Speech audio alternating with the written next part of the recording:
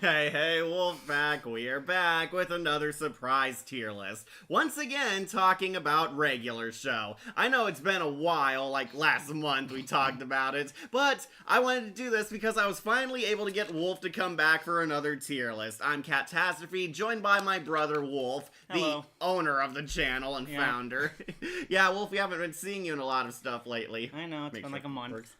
Hey, Cat. Hey, 19 Chris. Glad you can make it. Yep, we're talking about regular show once more. This time, the episodes. We're going to be ranking all the episodes one season at a time, because if we did it all together, we'd go insane. Yep. Yeah, sorry, we don't have all 300 plus episodes and shorts and the movie on here. We are going to take it a bit slow, doing a simple standard tier list again, one that doesn't have 1,000 different entries. I brought my brother Wolf here because Wolf is a hardcore regular show fan, along with me. It's one of those shows that really united us, we bonded, and we had a ton of fun laughing at the crazy antics. Yep, still amazed that it ever got aired on Cartoon Network, honestly. Me too. Rumor has it was gonna be an Adult Swim show, but they changed a few things around, but you still get the semblance of an adult show here. Yeah. Okay, so not too much detail on this show. Regular show is basically about two guys, Mordecai and Rigby, doing regular things, suffering relatable and real problems,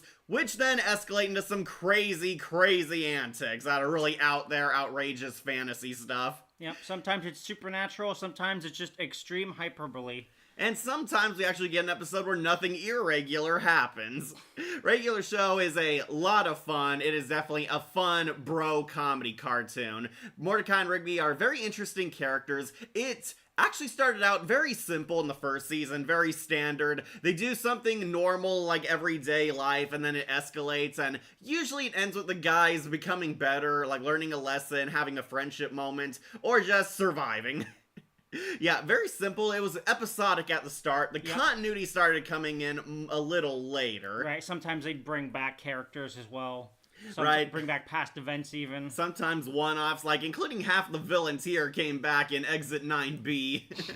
It's a really fun and crazy show, and we're going to be ranking its episodes, starting with the first season, which is thankfully the shortest one. Going to do a small tier list this time, talking about all of season 1's regular show episodes.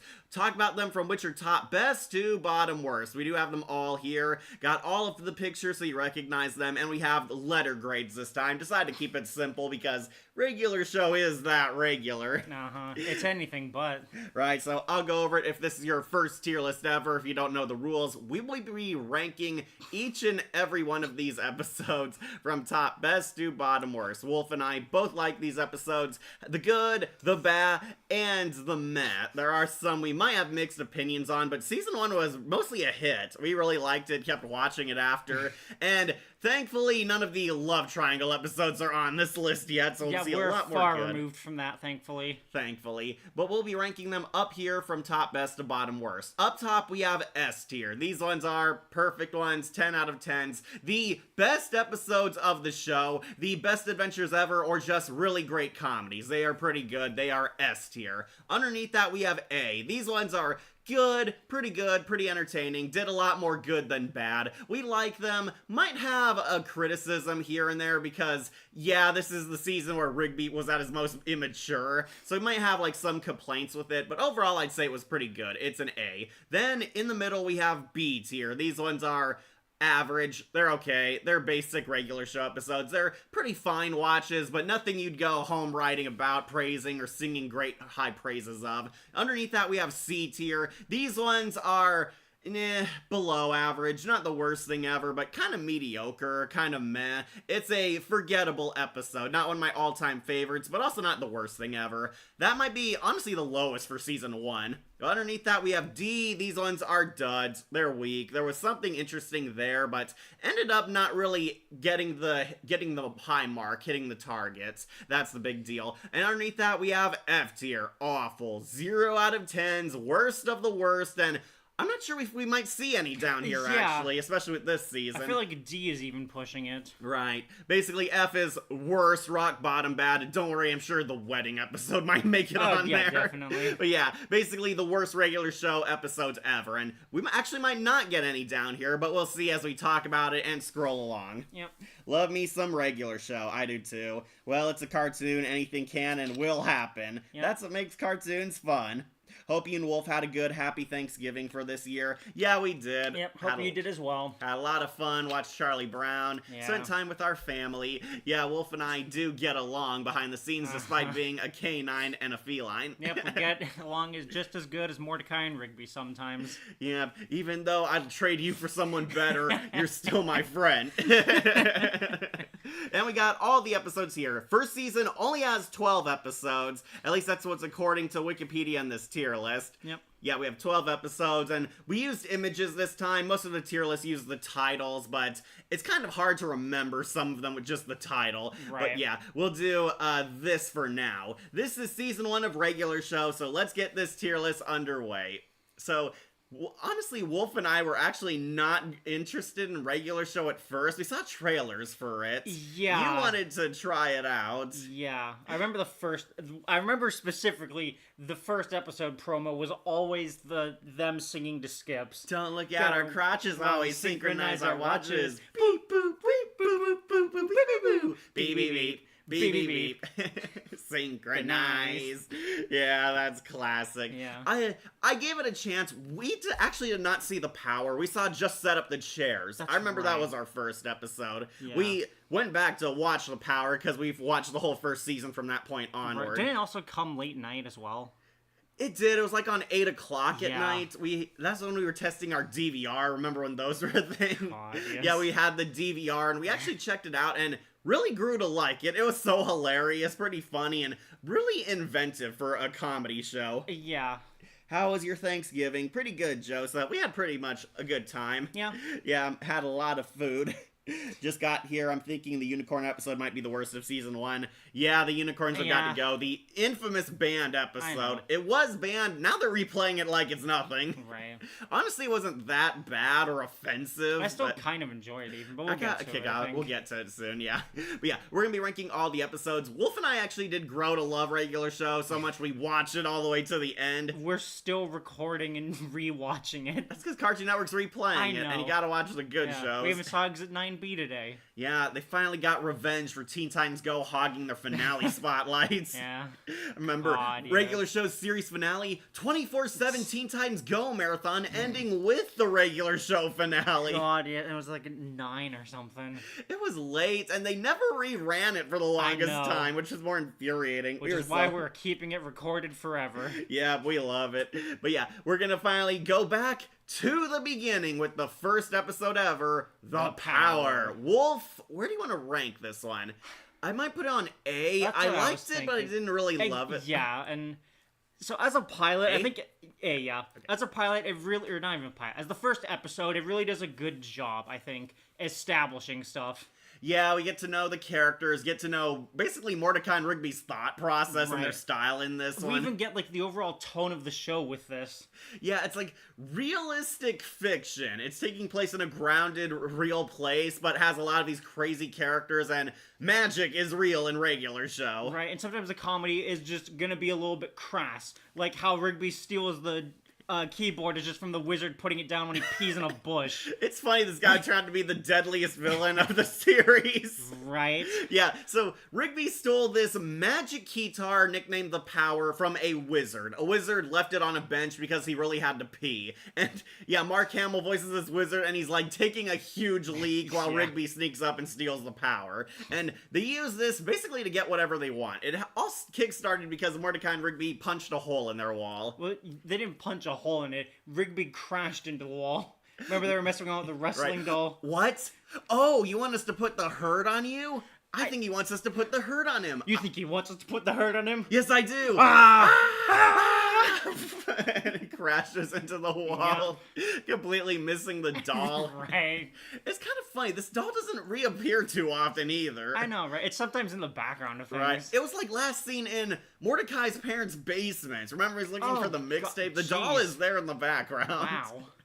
But yeah, they punched a hole in the wall and they're trying to cover it up. And Rigby uses the Power to help them. And Basically, they kind of screw around with this thing. They immediately screw around with it. Instead of Patrick the whole, no, we could do what we've always wanted. Yeah, and they're going around making Get the things montage, spawn, yeah. and they con like extra $40 out of Benson. Yeah. You know what? You do deserve a raise.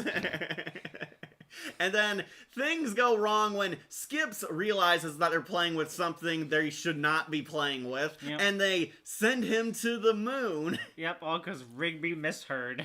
Where'd you send him? Did you send him to the moon? I thought that's what you said. No, I said room, dude. I said room. And they have to go on an epic quest to save Skips. Skips was transported to the moon with a bunch of other stuff. Yeah, where Rigby was just dicking around and sending things out of boredom. Yep, and Mordecai, Rigby, Pops, and Benson launch a rescue mission where they're sent across space. Take us to the moon. Oh, won't you take us to the moon? Ha ha. Very funny. Jettisoning across Right. space. That's a really funny image. That's on our regular show calendar too when we Of had course that. it is. So they make it to the moon, and out of nowhere, there's this giant monster that's a morph of Rigby, Mordecai, and the wrestling doll Yeah, up it, there. like, the only way to really explain it is I just got their genes attached and then magically morphed into all three, like a mix of them. Right, this thing is like the guardian of the moon, and oddly never seen again after this. It's Yes. trying to kill Skips, and they save Skips with ham boning. Ham boning will save your life someday. You'll be like, what? You trying to mug me? I'm telling you, dude. Ham boning. And he uses ham boning on the monster, and it distracts him. Yep. It's So just dumb. so dumb. It's so hilarious. But Right. yeah, it distracted the monster. They save Skips, and they finally go home. Take us home. Take us home. Take us home. And Skips gets to join in the crazy teleport. They make it there and pretty much destroy the entire room. Like the entire wall comes off. now. Everything except for the hole, funny enough. Right. They save the day, except not really. This is kind of their thing. Every time they do something right, they cause a lot of worse things to happen. Right, and to repay for all the trouble, Benson gives the keyboard to Skips, who just breaks it. You almost ruined his life, so he gets to have the keyboard. Right. He destroys the Yeah. power, and it's gone until the series finale. Yeah. Yeah, I do like that they brought it back one more time because it all came full circle. Yeah, the power's gone, and Benson gets his money back. Give me back the $40 you conned out of me with that keyboard crap. Now clean up this mess or you're fired. Aw, man, the hole's still there. Just puts the poster Puts over a it. poster of it. Not anymore. And that's the end. Honestly, I like the episode. I didn't really like super duper love Oh, it. yeah, Like, no, of course. oh, this isn't in my top 10 best episodes ever. It's just a dumb fun time. Yeah, it's very enjoyable. It's, again, it's a good way to introduce us to the rules and characters of this world. Yeah, very basic. Turn into a crazy adventure that spirals into something worse and worse as it goes on. Right. And we do get a basic intro to the core park members, Pop, Skips, and Benson. Yeah, Muscle Man and High Five aren't in here yet. They're not really super important in this season. They get a Right. lot more in season 2 onward. Right. They make some appearances, though. Yeah, they have some moments as we hear the "my mom" joke a few times, and Yep. it's kind of weird hearing their early voices, but we'll get to that on Rigby's body. Yep. But yeah, it's fine. It's pretty good. I'm gonna give it an A tier. I think Yep. that's pretty good. But let's talk about one of their best episodes. Just set up the chairs. Not setting up the chairs this time. Not setting up the chairs next time. Just set up the chairs. Alright, Wolf, where do you want to put up the I chairs? feel like I know where you want to place it. S tier. Yeah. It's so hilarious. know, it really is Especially when good. it summons the video game premise. It is a very good step up from the power, I will admit. Yeah, much stronger. I thought it was like way funnier than the power was. definitely. So Mordecai and Rigby get a lot more of their character established here. They're the slackers. They don't get any respect. They get the boring jobs because Benson doesn't trust them with anything super important. And they get the menial task of setting up chairs. There's a birthday party happening Yeah. at the park. So they have to set up the chairs for all the people attending. And Mordecai and Rigby don't like it. They don't like that Benson treats them like slackers who can't handle interesting or more serious jobs. Right. You call us slackers? He's calling us slackers. So they have to prove themselves by setting up the chairs, like doing it without fail, having it done by the time he gets back. Everybody else has a major important job. Skips is setting up the bounce house. Muscle Man and High Fives are going to pick up The special entertainment. And Benson doesn't have to do any work, and he's the one taking a bus full of kids. Happy birthday. Just shut up and drive, you grease monkey! You crazy slap That's jockey! what it was, yeah. And he like looks pissed off. He's so angry. I love it. Poor Benson. I Yeah. actually like that moment because it actually makes you feel for Benson a bit. And also, again, does show his rage problem. Right. Everybody disrespects him, and unlike Mordecai and Rigby, mostly everyone gets away with it too. Right. The kid disrespected him. No. So they set up the chairs, however, they're missing a few chairs, and they search the park for them, only to find a bunch of abandoned old arcade cabinets locked up in one of their facilities, where they go on a break, and here we get like all those funny video games, hats for sale, staring contests, clap like this. Why are these even here? Lemonade stand was another good one. Right, they screw around and we establish Mordecai and Rigby are hardcore gamers. Mordecai's the better one, of Yeah, course, Mordecai's and the pro. Rigby's a button masher who gets angry easily, but he can still instigate and prod Mordecai well. Right. Rigby and Mordecai kind of bond throughout this. Their friendship is tested a little because Rigby very much the lazy one still. Rigby is full-blown bad influence as a friend in this season. Yeah. Yeah. He causes like a lot of the problems. This one is one of the lesser ones, but still he kind of instigates it. Then they find the broken game, the Destroyer of Worlds. In the name of all that's holy, don't cross the red wire with the blue wire. I don't think we should do it.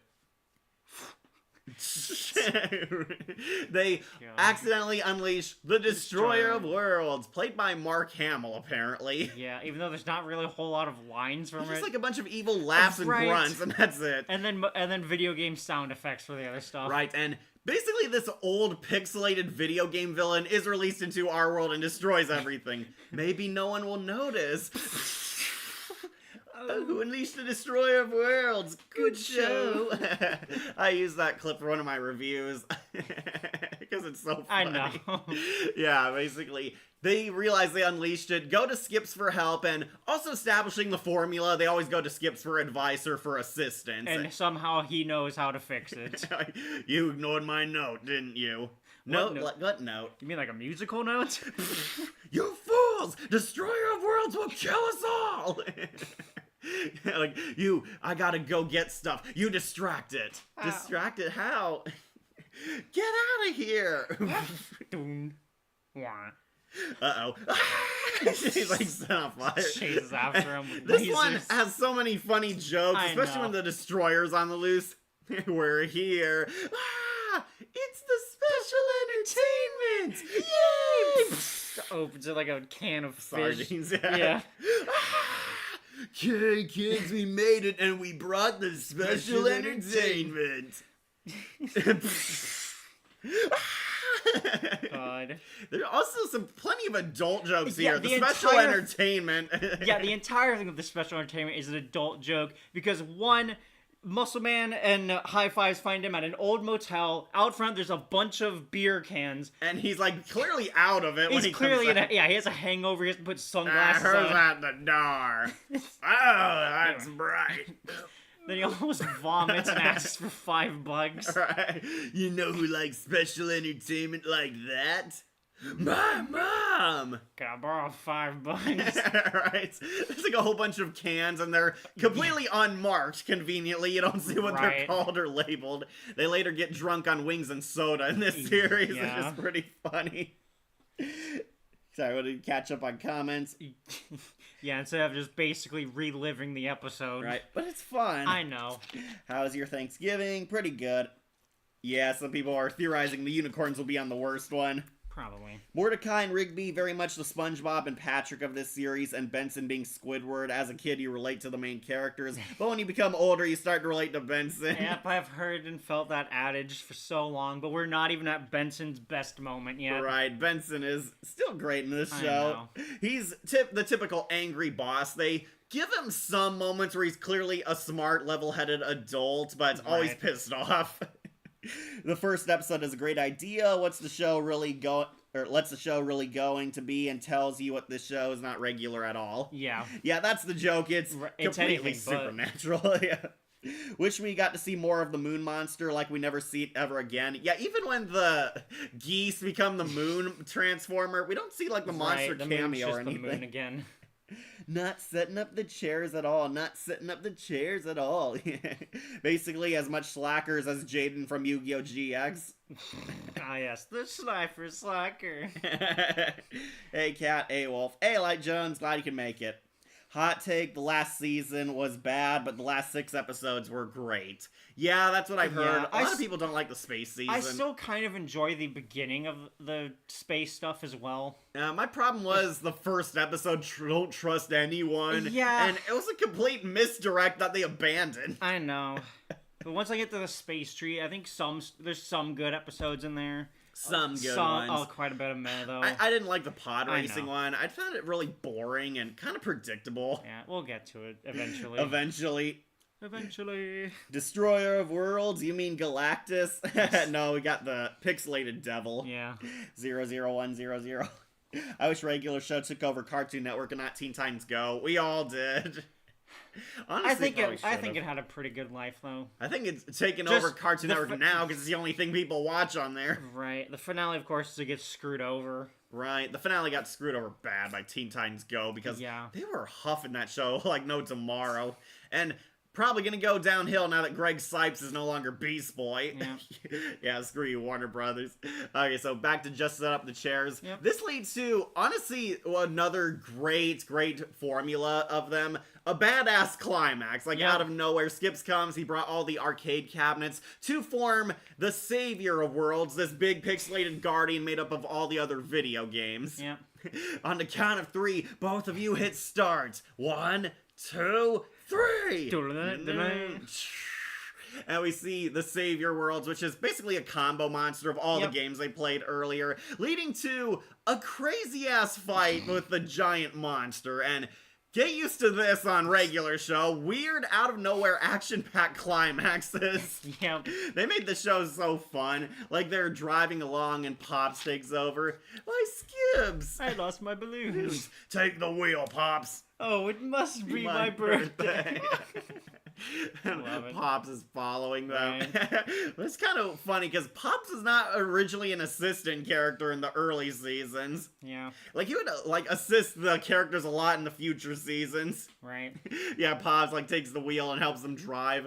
And they finally find the extra chairs, and Mordecai abandons fighting it to see Dude, it. I'm gonna set up the chairs. You destroy worlds. It's too dangerous. Just leave them. I don't care. We're not slackers. Mordecai! Ah! It's like in a war zone, Right, again. holding the chair like a gun. Getting pinned And- down. Rigby finally comes through and saves the day with button mashing. He's Yep. like pulling all the controls, It's stretching insane. his body. Using his tail even. And button mashing saves the day, kills the Destroyer of Worlds, and they eat him as cherries. Yep. They finally did it and saved the day, and the park is completely destroyed. And somehow Benson and all the kids are alive. Right, they're like in a pit of hell. It looks like there's fire Like a- everywhere in the yeah, abysses. just a valley of fire. That's the last time I trust you with something important, like Let's the chairs. Oh, not setting up the chairs next time. Not setting up the chairs next time. But you are gonna clean up this mess, and you can start with a by sweeping up the special special- entertainment. Yeah, no problem. We're gonna take a break first, right? Yeah. This one, much better. I think it was laugh out loud hilarious. I think it's Definitely. one of the peak regular show episodes. Yeah. We like watch it every time, even though you got tired of I it. know. But it's not funny, I man. know, I know. Yeah, this one definitely going on to S tier. It is a classic irregular adventure. All right, Wolf. What's episode 3? Episode 3 is caffeinated concert tickets. Coffee. Woo. As you can see, I'm a giant coffee bean. All right. I have honestly a bit mixed feelings about this episode. Yeah. There are funny moments, but Honestly, the only thing I hate is that it's kind of slow. Yeah. It like starts out very simple. The guys want to go to a concert. Fist Pump is out of jail and rehab. And they finally have their comeback tour. Rigby wants to go because this concert could be the greatest thing of my life. Wow, it sounds like your life really sucks. Shut up! Yeah, back when he said shut up as his catchphrase, and then they change it to stop talking. Yeah. Because somehow that would inspire kids to stop being bratty or repeat it. Yep. The special entertainer was the first death on regular show. Was he? Yeah, actually. Yeah, that makes Because sense. no one dies during the power. Yeah, I love the dark humor they have. It like comes at you so unexpectedly. Right. Which makes it so funny. Okay, so Margaret is also introduced in this episode. Yeah. Yeah. The love interest for Mordecai, which is clearly one-sided. Yeah, so Margaret is the girl next door. Mordecai's into her, and he finds out Margaret wants to go to the Fist Pump concert, so now he wants to go too. Oh, so now you want to go... Ow. I can't believe you're going to a concert for some lady pegs. Rigby, someday you'll learn why people really go to concerts. I already know. It's to hear good music. Yeah, Rigby was so childish. Right. Yeah, so they want to go to Fist Pump. They work extra jobs, and then it turns out regular tickets sold out. They can only buy the premium VIP tickets, I believe. Which also have, like, diamonds in the, like, seats. They're insanely expensive, and it requires the guys to do more overtime at work. And unfortunately, it is so much, they're completely tired working 24/7, so they make a deal with a magic talking coffee bean and his translator. Yeah. Mark Hamill plays this Asian guy translator. Yeah. It's kind of funny. He talks like a Pokemon. All he says is coffee. Coffee, coffee. Coffee. It like squeezes coffee out his Rubs his nipples yeah. into their mouths. Which made it so funny. I know. But this has also another staple of radio show, 80s music Yep. and montage. The insert songs. Everybody's working for the weekend. We see thanks to the coffee, they stay awake and work double time through all the chores, including mowing the lawn. Yep. They mow the entire park lawn, even though it would have taken forever, and finally get the money for their tickets. However, the coffee bean and the translator wanted to join them in the concert. They had like a contract, and Mordecai and Rigby only had enough money for the 2 VIP tickets. Yeah, there was a misunderstanding, basically. Yeah, very much. And honestly, Mordecai and Rigby are kind of in the wrong here. Yeah, I mean, yeah. Well, also, Rigby does just sign it away. Right. Oh, hey, a contract. Let's sign it. He didn't even read it. Right. Or, translate it. It's a coffee all over Yeah, it. I always go back to read these things And when they come up. basically, these 2 guys kind of become the twist villain of the episode. Yep, give them the chamomile tea. This isn't coffee. It's chamomile tea. The sleepiest of all teas. Teas.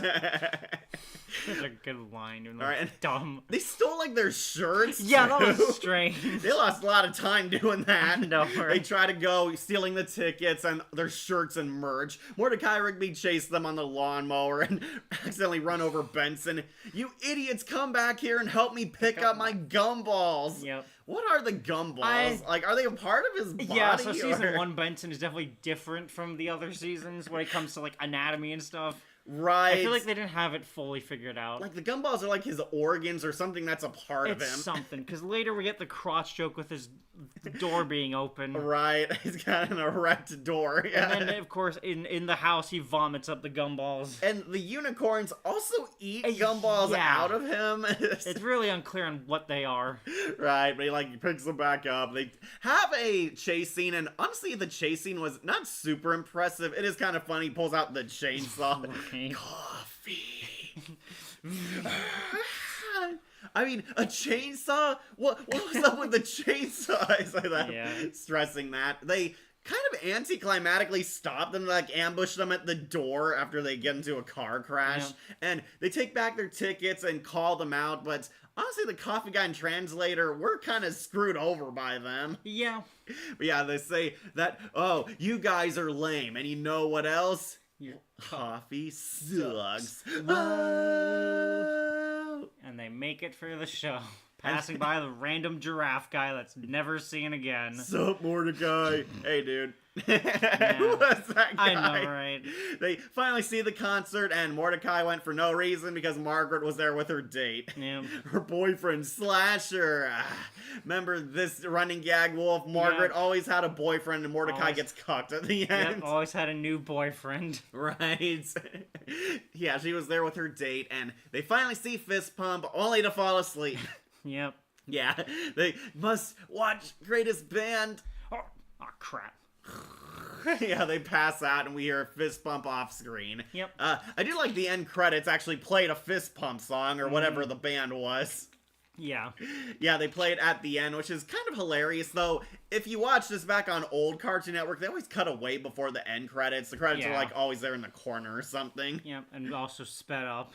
Right. But that is the end of Coffee, and honestly, I might want to put it like on B. I could maybe see that, low yeah. A. It's fun. I still think it's a fun adventure, but I do see your criticisms. I love everybody's working for the Yeah, weekend. that's a good montage. Yeah, honestly, the problem was this one was honestly kind of a bit underwhelming in places, really Right. slow at times, and of course, Mordecai and Rigby being half asleep for most of it kind of took all that energy out. Right. It's also weirdly one of the more low energy supernatural episodes ones. Right, like the Coffee Bean is like the only guy who sticks out in this entire Right. thing.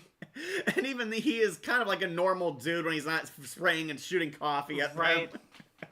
They would actually do a different variation of this character like twice. We see like the Freezy guy in yeah. a later episode. And there was another one, but I'll have to like rewatch the episode. Okay. Coffee. Yeah, the creators of this series did Close Enough. Did you ever watch Close Enough? I still need to. Right, I've been trying to do it with this guy. Honestly, I'm having a bit second thoughts about it because it didn't last long apparently, and apparently the third season went woke. Okay. Which I've also kinda heard that worries me. it doesn't really follow the regular show crazy. Right, it feels like it's trying to do Bob's Burgers, but with some of the regular show style. Right. Yeah, the special attorney was the first death. Oh no, Margaret, my least favorite character on this show, and especially during the mid-season from this series. Yeah. We'll get to her. Margaret becomes worse. Here, she's just the generic love interest. She's the prize. She's Basically the girl next door. Exactly. Yeah, she has her own thing going on, but we don't find too much about her until next season. She's like in community college trying to be a journalist. Right. There's an adult joke that the coffee comes from the coffee bean nipple. Surprise, regular show got away with that. Yeah, that was funny, though. I think because Right. it looks so weird, and, you know, it's a guy character. They probably were able to get away with it. It's also technically a magical being. Right. Too bad Mordecai and Rigby didn't take the coffee routine of Fry from Futurama. Yeah, where he drank like 100 coffees. One every day, yeah. He was like completely hyper and jittery, then he gained the power to move through He time. got super speed, basically, yeah. Okay, so the coffee one I think is alright. It's a B tier episode. I love the song, Everybody's Working for the Weekend. Has a few funny jokes here and there, but also kind of slow, a lot more chill compared to the first two. Yeah. This one, I'll put it on the B tier. It is an okay episode. What came after that, Wolf? Death punchies. Alright, the death block. Alright, no, you're always player one. Alright, so this is Death Kwando's first episode and won't be the last on this stream. Yep, and also the introduction to the Mordecai's favorite game of punchies. Yep, so Mordecai and Rigby's kind of unfair relationship is on full display here. Yeah. They always fight over something, and their resolution is to let's play punchies for it, where basically whoever hits the strongest wins. Yeah. And it's always Mordecai, because Rigby is very small, very frail, and very weak. Yeah. Rigby never beats anyone at punchies, and we get like a montage of him losing. To literally everyone. Muscle Man punches him out, Pops like hits him completely blind too, And Skips hospitalizes him to the point that he needs a butt transplant. Right, that's right. We used to call you the One Cheek Wonder. Dude, I'm bringing it back. You better not. Is that the One Cheek Wonder? I hope he's not gonna play punchies with cheeks like that. And like his butt has like a scar on one of them. Shut up! Don't look at them. So This is also one of the first polarizing Rigby episodes because Rigby completely throws a child tantrum. He's pissed off, angry. Dumb Mordecai! You're ruining my life! Just puts headphones on. So, Rigby decides to get back at Mordecai by being stronger. He wants to learn how to hit harder, and he finds the ad for Death Kwon Do. We meet Death Kwon Do Sensei, who is basically Muscle Man, like Sam Marin's doing his Muscle Man voice, but with an accent. He wants to learn how to hit harder, and he finds out that the sensei teaches these all-powerful super moves, and he basically steals the Death Punch. Yep. Just rips it out of the spiral notebook. Right, while the sensei isn't looking because he's counting down to 3 of death. Your toes! 1 of death. 2 of death. No! Sensei, someone death clogged the toilet. No! Rigby steals and masters the Death Punch, and, of course, takes full advantage of it, going on an insane rampage. He punches out everyone. Like, literally everyone but Mordecai gets beaten up. Punches pops into the sun. He punches Muscle Man, he goes through a wall, and his crotch lands on his face, and Skibbs gets hit so hard he knocks over some street lamps. He's like sliding across the grass. And also out of his house. So, Rigby becomes the villain of this episode. He takes over and destroys the park. It's like a complete wasteland, and Mordecai was in the bathroom still with his headphones on the whole time. And so Mordecai finds out Rigby's gone insane and wants to beat him at punchies, so he goes out of his way to steal some more Death Kwon Do moves, leading to their final Dragon Ball Z fight. Yep, the unstoppable force versus the immovable object. I learned the Death Block. Dun-dun-dun. Pretty good for a first try. That and your Death Punch really blows. I'll kill you! Yep. He takes over the park and makes everyone his slave. I'm kind of wondering where Benson is in all this, and how Rigby isn't fired for doing this. Right, and how the park even bounces back from this. Right. He punches Mordecai so many times, they go into the Earth's core and there's lava coming around. At the very least, the mantle. Right, like, I won't beat you until I finally win, until I finally beat you at punchies, and this really hilarious montage of all the times he lost. Like, Mordecai just bullies him, as like pounding on him. You really feel for Rigby Nurse because it's unfair. There's one where he's holding him down, another where Rigby's cutely has his arms up. Like, he's like so cute and innocent, gets punched and is crying, and one where he had his back turned too. Like, and of course also the one where he kicks him in the balls. That wasn't even punchies. I know, that's just being unfair. Mordecai finally gives Rigby a pity win, and I finally did it! I can be player one! What? That's what this is all about? That's all I ever wanted! You could totally be player one. Dude, quit crying. They're like surrounded by lava. Right. You think I wouldn't come with a backup plan? How do you want to leave? The death jump or the death dump? Ah, sick! Better make it the death jump. And he saves Rigby, and the Superman sensei freaks out again. Right. Yes, we do have the death dump and the death jump right here. No! This guy should get revenge on them. But yeah, they make it, and Rigby is finally player one, and he dies in the first second. Yep. What? Snails are bad? I thought snails were good. No, dude, snails are bad. Oh, man. I want to be player two. Learned nothing. Yep. And honestly, Wolf, believe it or not, this episode gets some polarizing views because Rigby is arguably at his worst in this episode. He took over the park, beats up everyone, and plans to kill Mordecai. Yeah. He gets one whiff of power and becomes a dictator. Right, he becomes completely psychotic, though. Right. It's kind of funny, too, which is why it's, like, so entertaining, because yeah. Rigby doesn't really win in the end. Mordecai does one-up him and finally shows pity on him. I do like that Mordecai did realize he was a bit of a jerk towards Rigby. Right. Don't worry, he'll still be a jerk in future episodes, but a lot less. Where do you want to put this episode, then? I'm thinking either A or S.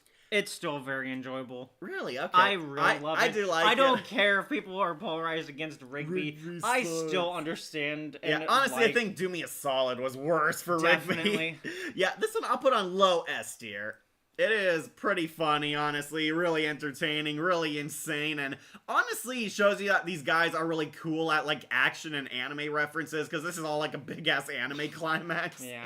It's pretty entertaining. The Death Punchies is a huge hit. This Right. one going on to S tier.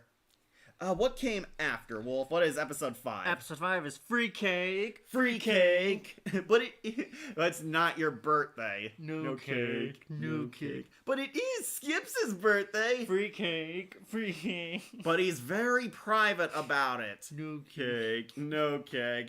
It's Skips' birthday, and Mordecai and Rigby have a hankering for some cake, using this as an advantage to get free cake. Yep. So this is like our first Skips episode. Skips gets more of the spotlight in this one. Yep. Skips is very private about his life, does not celebrate his birthday parties, at least not with his coworkers. He doesn't have many friends. He usually keeps to himself. Yep. We learn more about Skips, Mark Hamill's character, the wise elder Yeti character who's seen it all, very experienced hero, the wise mentor of the cast. He is having his birthday today, and Mordecai and Rigby try to get some cake out of this by having a surprise party with him, where they learn a lot about Skips' life, and we finally see what his big deal is. And honestly, this one I also found pretty fine, too. Yeah. It's a lot more serious. There are some funny moments. The opening where they're trying to get free cake is pretty funny. Yeah. Like, they go to, like, the free store. Yeah, we don't have any cakes.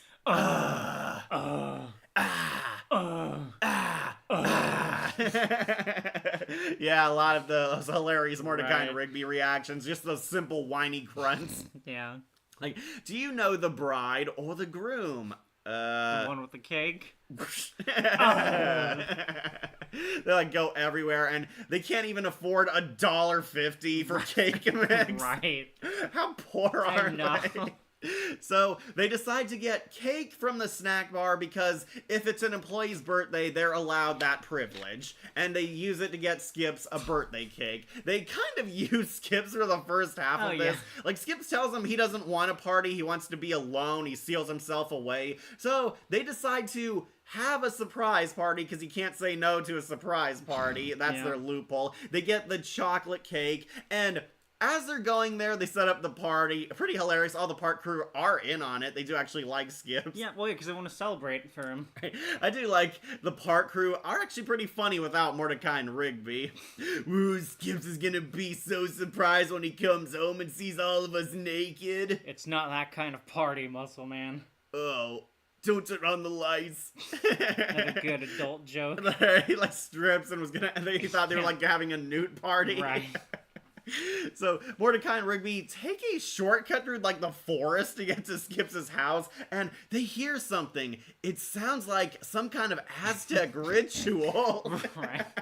Because you know how all those sound. Yeah, they know exactly what it is. Yeah. So Skips does this ancient ritual where he prays to the guardians of youth to keep his immortality. Skips is actually hundreds of years old, and this is why he's like so private about his life. Skips serve these hyper-intelligent time babies who live in the cosmos beyond the stars. They give him eternal youth, immortality, and we find out in exchange he's their champion, but I don't think it's established in this one because they try to kill him. Yeah, it gets really weird as time goes on this episode, honestly. Yeah, there was clearly stuff that wasn't planned, but Rigby, being the idiot that he is, interrupts Skips on the ritual. Come on, Skips, you gotta come home with us. He interrupts the ritual, and this is enough to apparently trigger them and piss them off. Right, sending Gary to go get him. The ritual is disrupted, and we meet Gary, their herald, basically. And also the Prince of Synthos.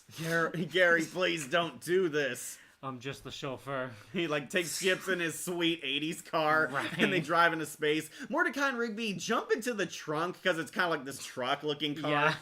They hitch a ride with him, and we see Skip serves these giant cosmic time babies who give him immortality in exchange for these rituals. And because the ritual is interrupted, they decide to punish Skips by taking away his immortality, causing him to like rapidly age and disintegrate. Yeah, time catches up to him basically. And he like turns into like a living corpse. It is actually pretty gnarly imagery for the show. We see Skips' like skeleton and ribs poking out. Everything's turning to dust even as he moves. Yeah, Skips is dying, and Mordecai and Rigby speak up and defend Skips that they wanted to party with Skips and give him some cake.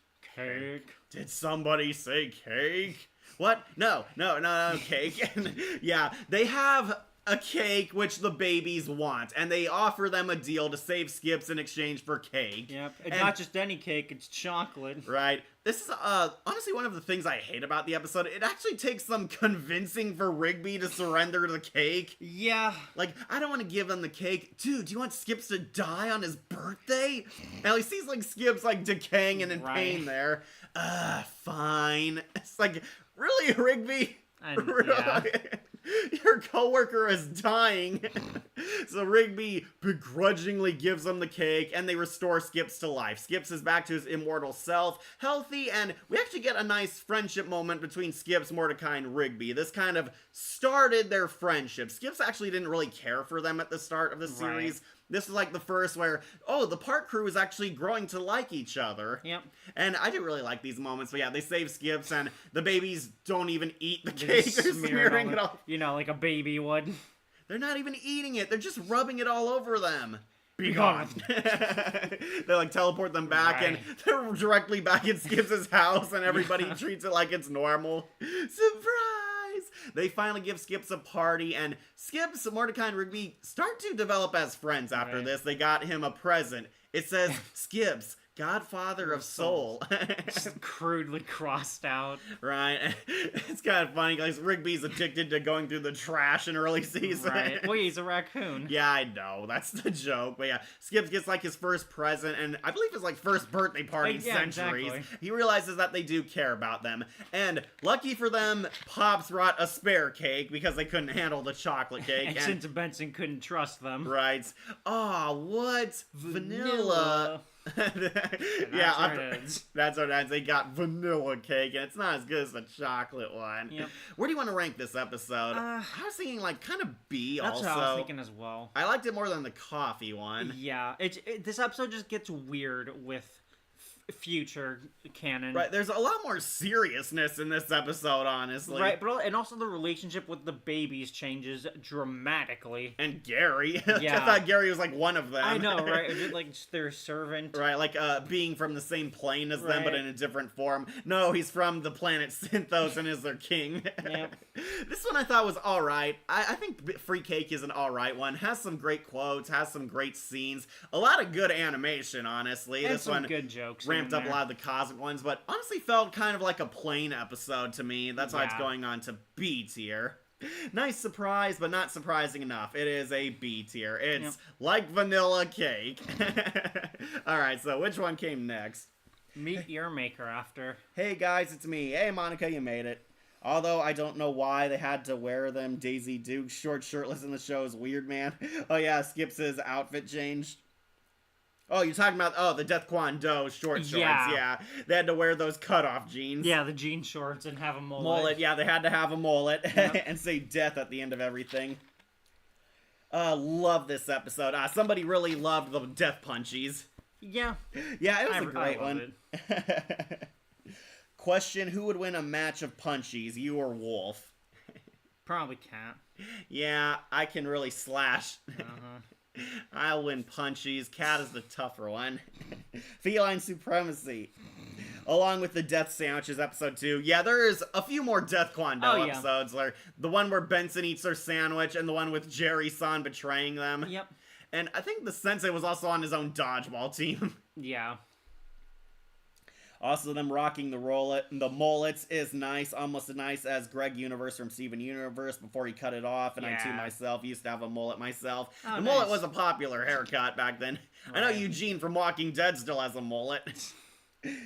Surprised Benson didn't fire Rigby after taking over the park and the death punchies. Yeah, me too. That was like my big thing. Where was Benson? And did Rigby not get in any trouble after this?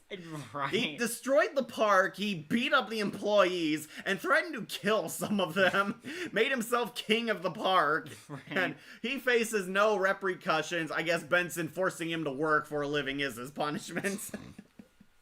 Mordecai learns how to block his stun lock. Yeah.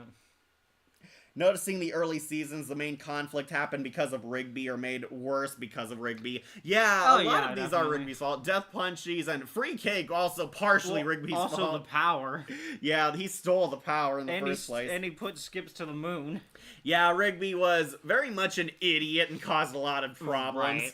This would actually come back to punish him for a change in Rigby's body, but we're not there yet. Yep. Hey guys, it's me. Hey Monica, glad you made it.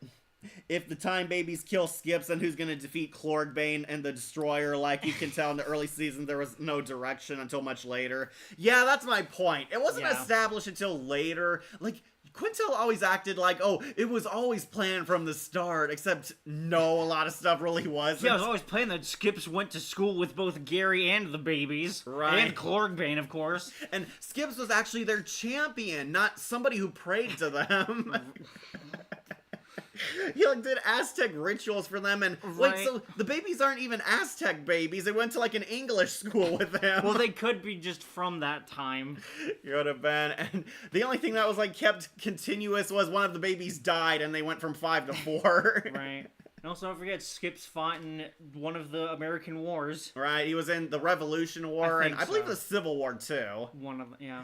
We see he was like a patriot in the first one. He was with Tecmo there. Yep.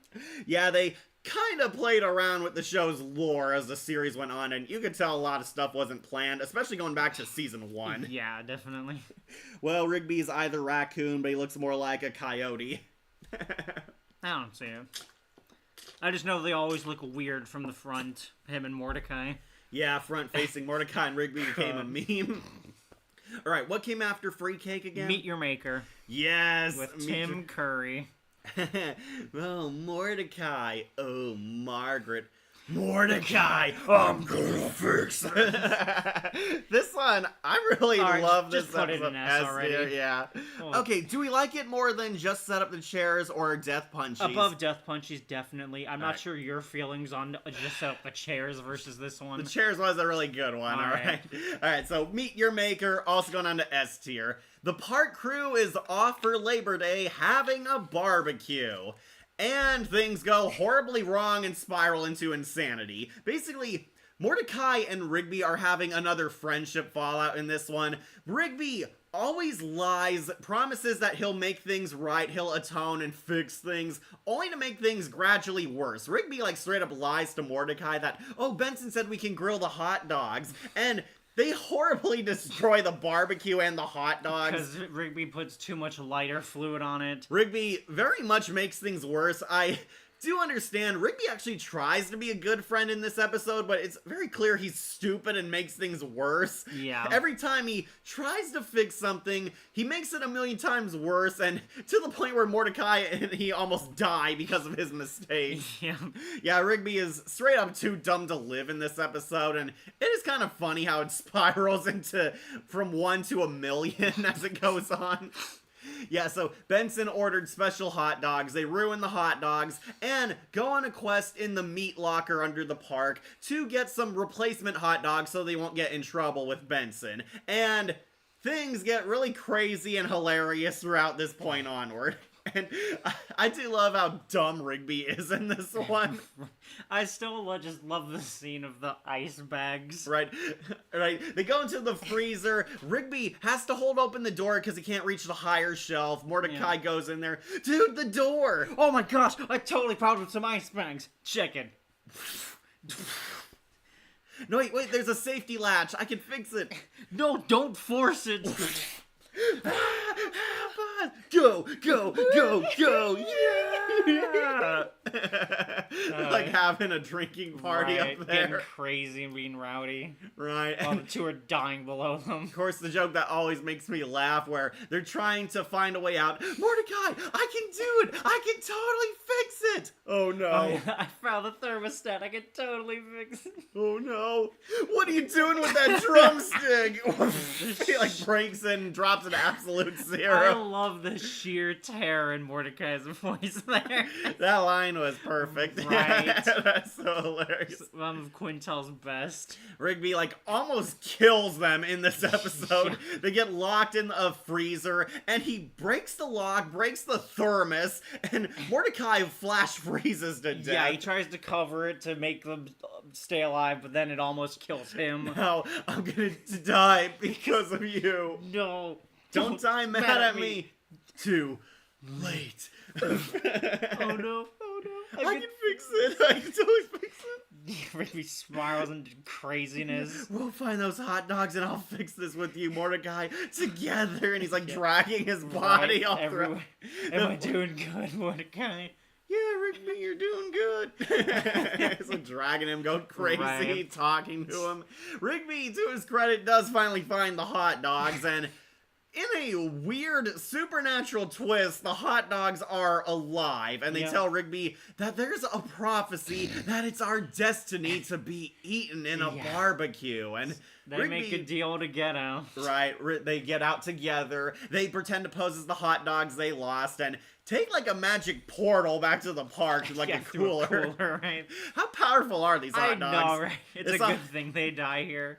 Also, as their first celebrity guest star, the hot dog leader is Tim Curry, of all people. It's kind of hilarious seeing Tim Curry was on Yeah. regular show. I think it's so crazy that Mark Hamill was a character on here. Right, he was a mainstay, too. Yeah, they finally make it out, and the hot dogs instantly betray them. We don't want to be eaten. We want to eat you. What about the prophecy? There is no No prophecy. prophecy. This is merely revenge for all our fallen brothers at your hands of your barbecue. And they get like put in a giant barbecue bag being marinating. them as well. Help, Rigby! Help! Help! Even Mordecai got captured. Yep. What are you doing to them? Marinating them, of course. Bag the last one! It leads to another one of their funniest fights. They're trying Right. to kill and eat Rigby, and Rigby grabs mustard, uses it like a gun, and Sprays one of them. sprays one of them, and the hot dogs are attracted to the smell of themselves and eat each other. The army, like, literally eats their own. Right, They they- all turn on each other, start snagging on each other, and a lot of hardcore R-rated deaths happen here. Right. But it's, like, funny because, you know, they're hot dogs. And of course, the best one is the ending with the guy eating himself to non-existence. Right, he's, like, eating his own ass up his Yeah. mouth, and he swallows himself out of the... Somehow. Tim Curry dies getting snacked on, like, by Velociraptor hot dogs. What the heck was that? And basically, they get away with it because Rigby blames Benson. Oh, I didn't buy the Super Psycho premium hot dogs. It was Benson. It was all Benson's fault. What? That's right. Yeah, that's right. Well, I guess the barbecue is ruined now thanks to Benson. What? No, I can totally fix this. Quick, take this money and go buy some regular hot dogs at the store. Sorry, guys. Sorry. Just a minor snag. I hope the overnight shipping was worth it. Yeah, so after all this, Rigby finally does something right, and he Yep. manages to make Mordecai and him look good, look innocent, and they buy regular hot dogs, pinning it all on Benson, who did nothing wrong. Yep.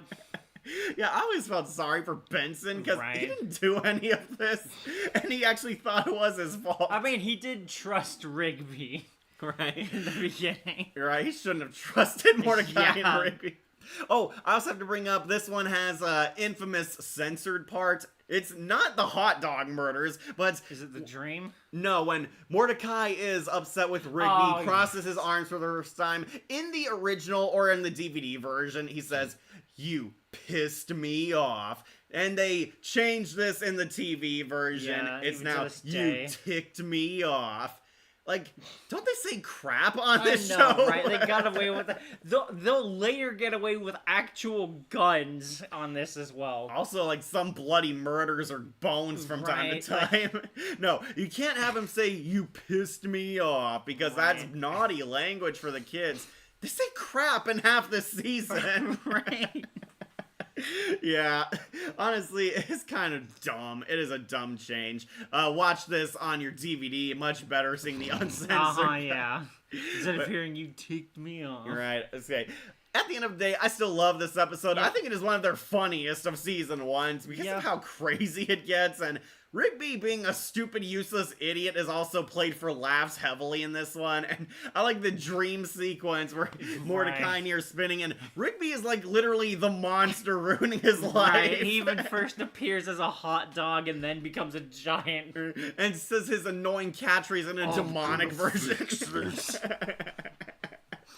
Even back then, they were warning that Rigby was a bad friend. Right.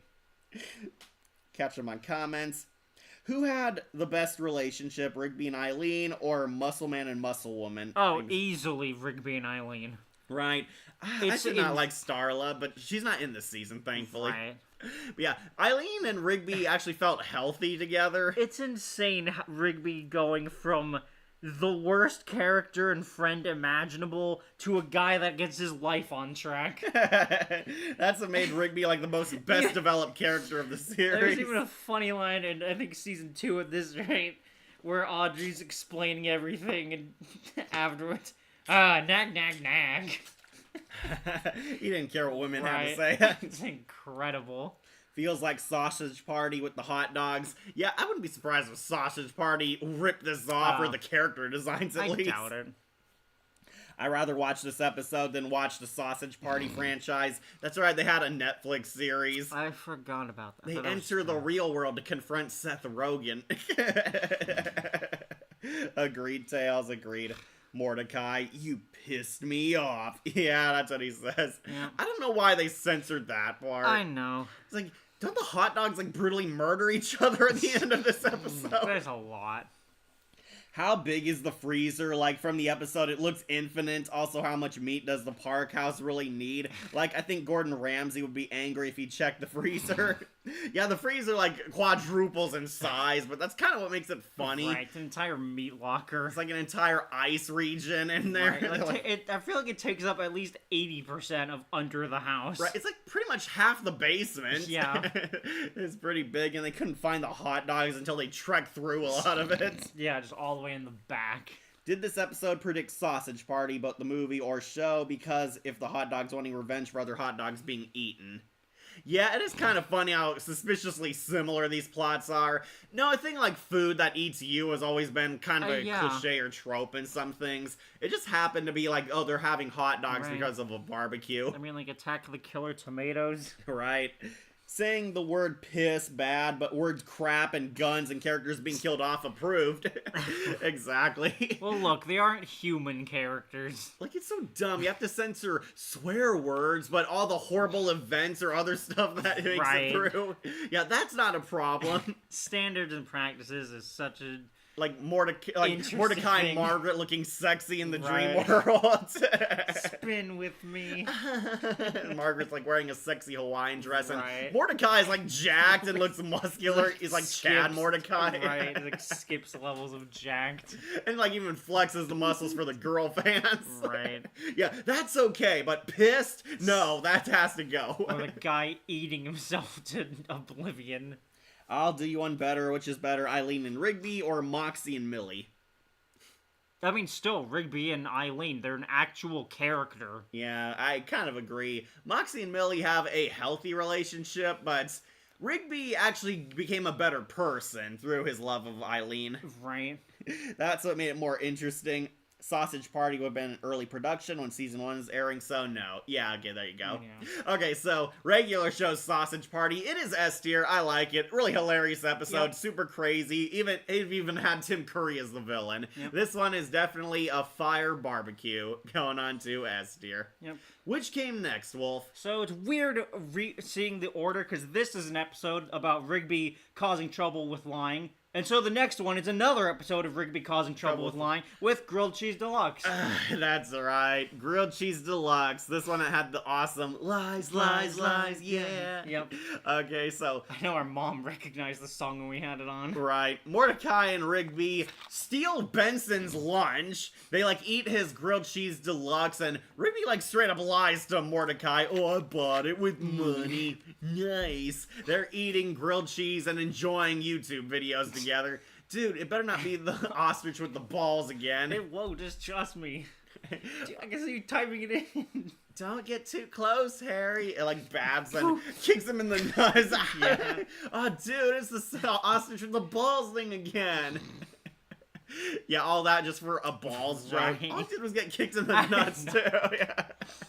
So, Benson finds out they stole his lunch, again, Rigby's fault, and he punishes them because he paid, like, a lot of money for that sandwich. They have to go to Cheezer's on their day off to get him a replacement sandwich. Yep. They go there, and Mordecai and Rigby get into another friend rivalry. Who can tell lies the best? Who's the better liar? Mordecai believes that he's a better liar than Rigby. Rigby tries to one-up him again, and it leads to their lies snowballing into an insane bigger amount of lies. Right. This is one where they meet the astronaut characters. They go to Cheezer's, and Cheezer's gives open access to astronauts. BJ Ward's in here. Just that funny line. They're astronauts. They fought for our country. They, like, easily go up ahead of the line above everyone else because they get privileges. So Mordecai and Rigby lie and say they're astronauts. Not only astronauts, but pro-astronauts that everyone in the community should know of. Yeah. They get up there, they manage to get the sandwich, but then they start hanging out with the astronauts and caring more about their lying contest than just Well, giving it's really Benson more his Rigby sandwich. goes up to the other two and lies to them. Yeah, and then Rigby drags Mordecai along. Once again, Rigby causes a lot more conflict in this. Right. This is the guy. You're the guy. I'm the guy. Well, it's an honor to meet you, Captain Mordecai. He's like says it so pissed off. I think he's just energized. Why It's do you, like, bang the table? It's because he's glad to meet him. So the astronauts invite them over to the compound. Which is just across the street. And Mordecai and Rigby keep trying to one-up each other / expose the other with their lies. Yep, they're basically just playing chicken at this point. Right, they're telling lies, telling, oh, Captain Mordecai did this, well, Lieutenant Riggs did this, and they keep coming up with, like, extreme BS, which clearly they do not know or have any knowledge But of. everyone around them just keeps buying it. And we get another awesome 80s song. Lies, lies, lies, yeah. They have that awesome montage. The astronauts are, like, laughing at every joke they tell. Right. Like the close-up of that guy's face. He looks like he's dying. Yeah. Really funny with the facial animations in this one. Yeah. Oh, you know, Dr. Askanovovich. It's just Right here. Was it that conference? I don't remember that conference. I have to go. Oh, that was weird. I was always confused by what that joke meant. Yeah, once you get older, you know. Because it's clearly supposed to be a one-night stand kind of thing. Right. Oh, yeah, I probably slept with him. Yeah, she definitely slept with someone. So, believe it or not, Rigby doesn't cause the fatal accident that happens here. They're, like, talking to Jimmy down in the nuclear room, and in the it's actually reactor. the astronaut's fault. Like, good work, Jimmy, and he drops it, like, on the console buttons, and it causes their reactor to go out of control, and it's gonna blow. Right. And, of course, because Mordecai and Rigby built up so many lies and hype around them, they think they can save, basically, the town. It's not even that. They're forced into it. Right. Yes, Lieutenant Riggs knows all about it. Well, I can only do it with Captain, though. No time for modesty. Go! And he, like, puts them in there. Yeah, after they screw up more with messing with the console. Right, they kind of dig themselves into a hole. Hey, like, they're no, really backed into it, though, still. Hey, I didn't say push those buttons. Yeah, Jimmy, you're not doing it right. You gotta push it like this. Drags his hands over everything. Yeah, they do kind of make it worse. Just to one-up them. Right, they go into the reactor eventually, and Mordecai tells the ultimate lie. He has a condition where he forgets everything in stressful situations. Yep. Lieutenant Riggs doesn't have it, he's just an idiot. Hey! And they actually need the scientists to help them. He gives them actual advice that they have to penetrate the core with something solid to prevent the energy. And so immediately, the one astronaut suggests to throw Rigby into it. Right, you gotta sacrifice Lieutenant Riggs. It's the only way. No, it isn't. Right? You can, like, throw your sweet jackets I in know, there. He right? said something solid. He didn't say, like, specifically. Right? No, they could have just given them, like, a metal pipe. And they save the world with Benson's sandwich. They throw the cheeser sandwich in there, and I do love when them, like, splicing and shape-shifting from the reactor. That was cool. Yeah, they save it, they cool down the reactor, then Rigby admits, we're not astronauts. Yep, suddenly dump them at the park and threaten them. Like mafioso style. Right. If you ever lie about being astronauts ever again, you're dead! We saved the city, ass! They saved the world with their sandwich. And I do love that Benson was on his computer looking at a gumball machine, like a real gumball. And then he, like, also, I think, hides it a little. Right. When Is they it like come his in. profile, or is he like dating on there? Is it porn? Like gumball machine porn? Right. Like, what I get happened to my confused. sandwich? And there was the nuclear reactor and the astronauts and the room with the bad stuff. And we saved the day with your sandwich. Why do you have to lie to me? We ran it over by accident. See, was that so hard? Yeah, Mordecai saves the day by being the better liar. Yep. It's kind of funny because, yeah, I always believed Mordecai was better at lying because Rigby is an idiot who never thinks it through. Right. Yeah, Mordecai wins the lying contest, essentially. Where do you want to rank Grilled Cheese Deluxe? This one I'm thinking, like, A? I was also thinking there first. Yeah, because, honestly, it starts out kind of fairly normal and not super funny. Yeah. Oh, but this one has, like, your favorite, where Rigby's, like, taunting him, because you can't do anything. Grabs He his pinches nipple. his nipple. I still don't understand that. Like that weird sexual thing. Right. This one, Grilled Cheese Deluxe, I might put on low A. Alright. Yeah, I thought it was definitely funny in parts, definitely It's decent. fun. Rewatch it every time it comes up. Gets crazy. Not my all-time, like, golden top 10 episodes, but it's Right. pretty enjoyable to watch. Again, also a very low supernatural episode. Yeah, it's honestly kind of grounded until they go to the astronaut facility. Right, but even then, there is still science sort of behind it. Yeah, I love that the reactor room looks like their show background. Yeah. They'd use the void all the time on this show for stuff. I know, it was good when you could be cheap. It was. This one I think is pretty alright, pretty entertaining, pretty engaging. The ending always felt kind of like abrupt to me. That's fair. Yeah, that was like my only real issue. And the astronauts are not super funny characters. Not at all. Yeah, I'll put it on to A tier. It's definitely a deluxe adventure, but not platinum. Yep. Alright, what came next? The unicorns have got to go. Alright, we made it to the infamous band episode, and a lot of fans actually list this on their top 10 worst episodes ever because of the unicorn characters. Yeah. Alright, so a little context first. Mordecai and Rigby are hanging out together. Rigby wants to pal all day on their time off with his bro. Mordecai wants to attract Margaret. This will become a reoccurring thing all series. Yep. Yeah, Mordecai wants to get in with Margaret this week, and he sees an ad for Dude Time for Men. It's basically this knockoff Axe body Yeah. spray. What kind of loser would want women to tear off his clothes? Yeah, Rigby really didn't know, He's did very he? naive, yeah. Yeah, so Mordecai believes that with this Dude Time cologne, he'll finally attract Margaret. He falls for the ad, and it weirdly attracts unicorns. Yep. The unicorns are like these obnoxious douche bro frat boys. Yep. They like partying, like hanging out, and causing a lot of like jackass stunts and mischief towards everyone. They are drawn to the Dude Time and decide to make Mordecai and Rigby their new friends. They like form like a friend gang Right. and get into wacky adventures. The unicorns kind of lead Mordecai on, saying, oh, we'll help you finally get your girl. We'll help you become like a total cool dude. And basically they just screw with them. Yeah. Mordecai and Rigby are being like trolled, are being used by these guys, are being screwed with. Rigby actually becomes friends with them briefly. He believes in them. The He thinks they're bros. cool. Yeah. They're cool.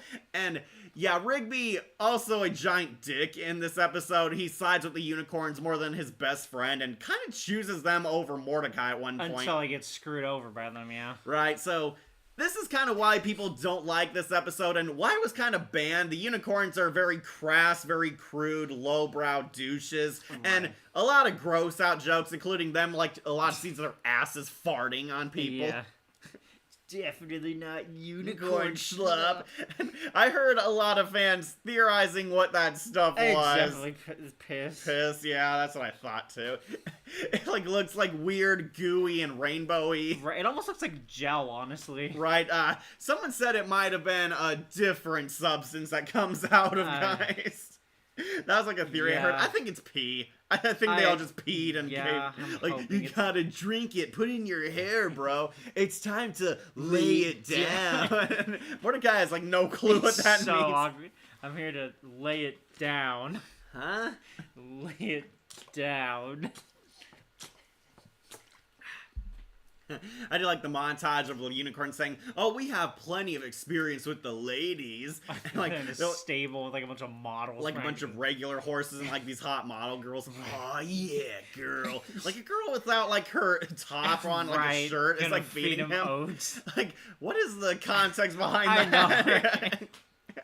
Yeah, basically, they pretend to help Mordecai get laid. Really, they're dicks. They decide to help you by partying at your house. Wait, what? And they throw this obnoxious, like, party where they kind of let themselves into their house and annoy everyone. Break a bunch of stuff as well. Right. Well, there's also some good adult jokes here, which is why I don't hate it. Like, what? They got you a lady? And it's like this weird, effeminate-looking guy with long hair. Right. That's not a lady. That's actually pretty funny. But kind of out of nowhere, the unicorns become complete douchey bullies towards Mordecai. They like pick on him, knock him down, and destroy their house. Benson is tied up and locked in a closet. And here's where they also put the quarter in and pop one of the gumballs out and then eat it. Right. You know, this nerd is like, yeah, Benson is gonna be so pissed when he gets untied from here. Right, Mordecai even points that out. Right. So, this is like the one part I hate about the episode. Rigby does kind of side with the unicorns for most of it, and this scene always pissed me off where like the unicorns push Mordecai down and Rigby's like, "Oh, let me help you up." Psych! Why don't you go ask Margaret to help you up? It's like, what a dick. But yeah. Thankfully, Rigby suffers karma. His trampoline bed gets destroyed. Benson is very pissed at him because he did let them in. And they all fart in his face. He gets in a circle of them. It's like so lost. Rigby, to his credit, actually apologizes in this episode. He comes crawling back to Mordecai and begs for his forgiveness. That's a little bit of a crybaby moment. I'm sorry, I miss you. Dude, knock it off. Apology accepted. Ow! What was that for? That's for psyching me. He deserved that. I know. But yeah, they have to get rid of the unicorns, and they, of course, go to Skips for help. There's only one thing unicorns won't say no to. Drag racing. Bros. They have like a drag race. Right, of a speedster. They like set up this whole amateur racetrack here, and they have like that pro speedster car racing their cart. So they trick them into this hilarious death trap. They have a race, and Pop sets them on go, and they launch them up into the sky and blow them up. But won't they just come back? They're not coming back.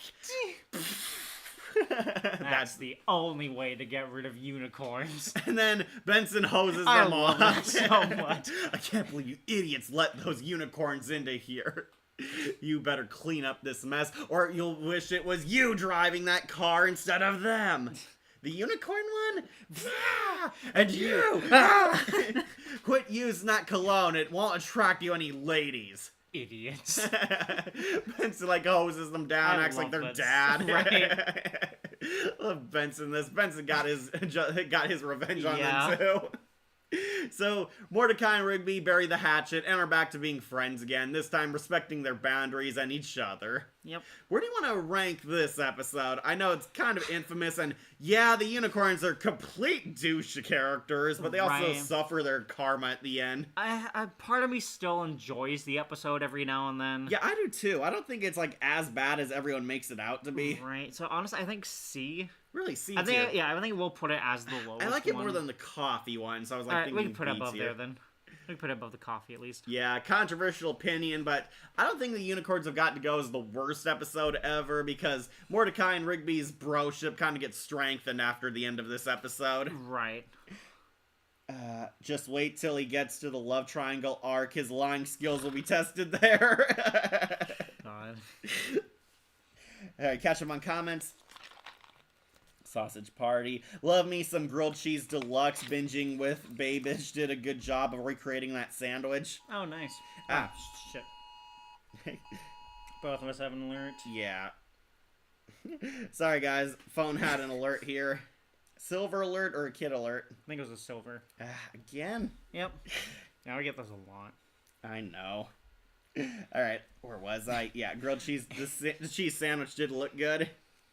I used to be afraid of Benson as a kid, but now as an adult, I understand that it's his job and he has to deal with two idiots and a bunch of crap. Yeah, I kind of understood that even back in the first season, that Benson just wants basic work done and they won't even do that. Right. I mean, they couldn't set up friggin' chairs, guys. Was Benson really in the wrong for being pissed at them or not trusting them with important stuff? Looking at this episode as well, the whole series made me realize living in the regular show universe would kind of suck because the whole universe almost ended and was saved by a grilled cheese sandwich. Yep. Not to mention Auntie Pops has reset the timeline here a million times. Right. Yeah, Mordecai becomes a worse liar in the love triangle. Question, which dangerous Cartoon Network universe would you live in? Regular show, Adventure Time, Powerpuff Girls, Samurai Jack, or Codename Kids Next Door?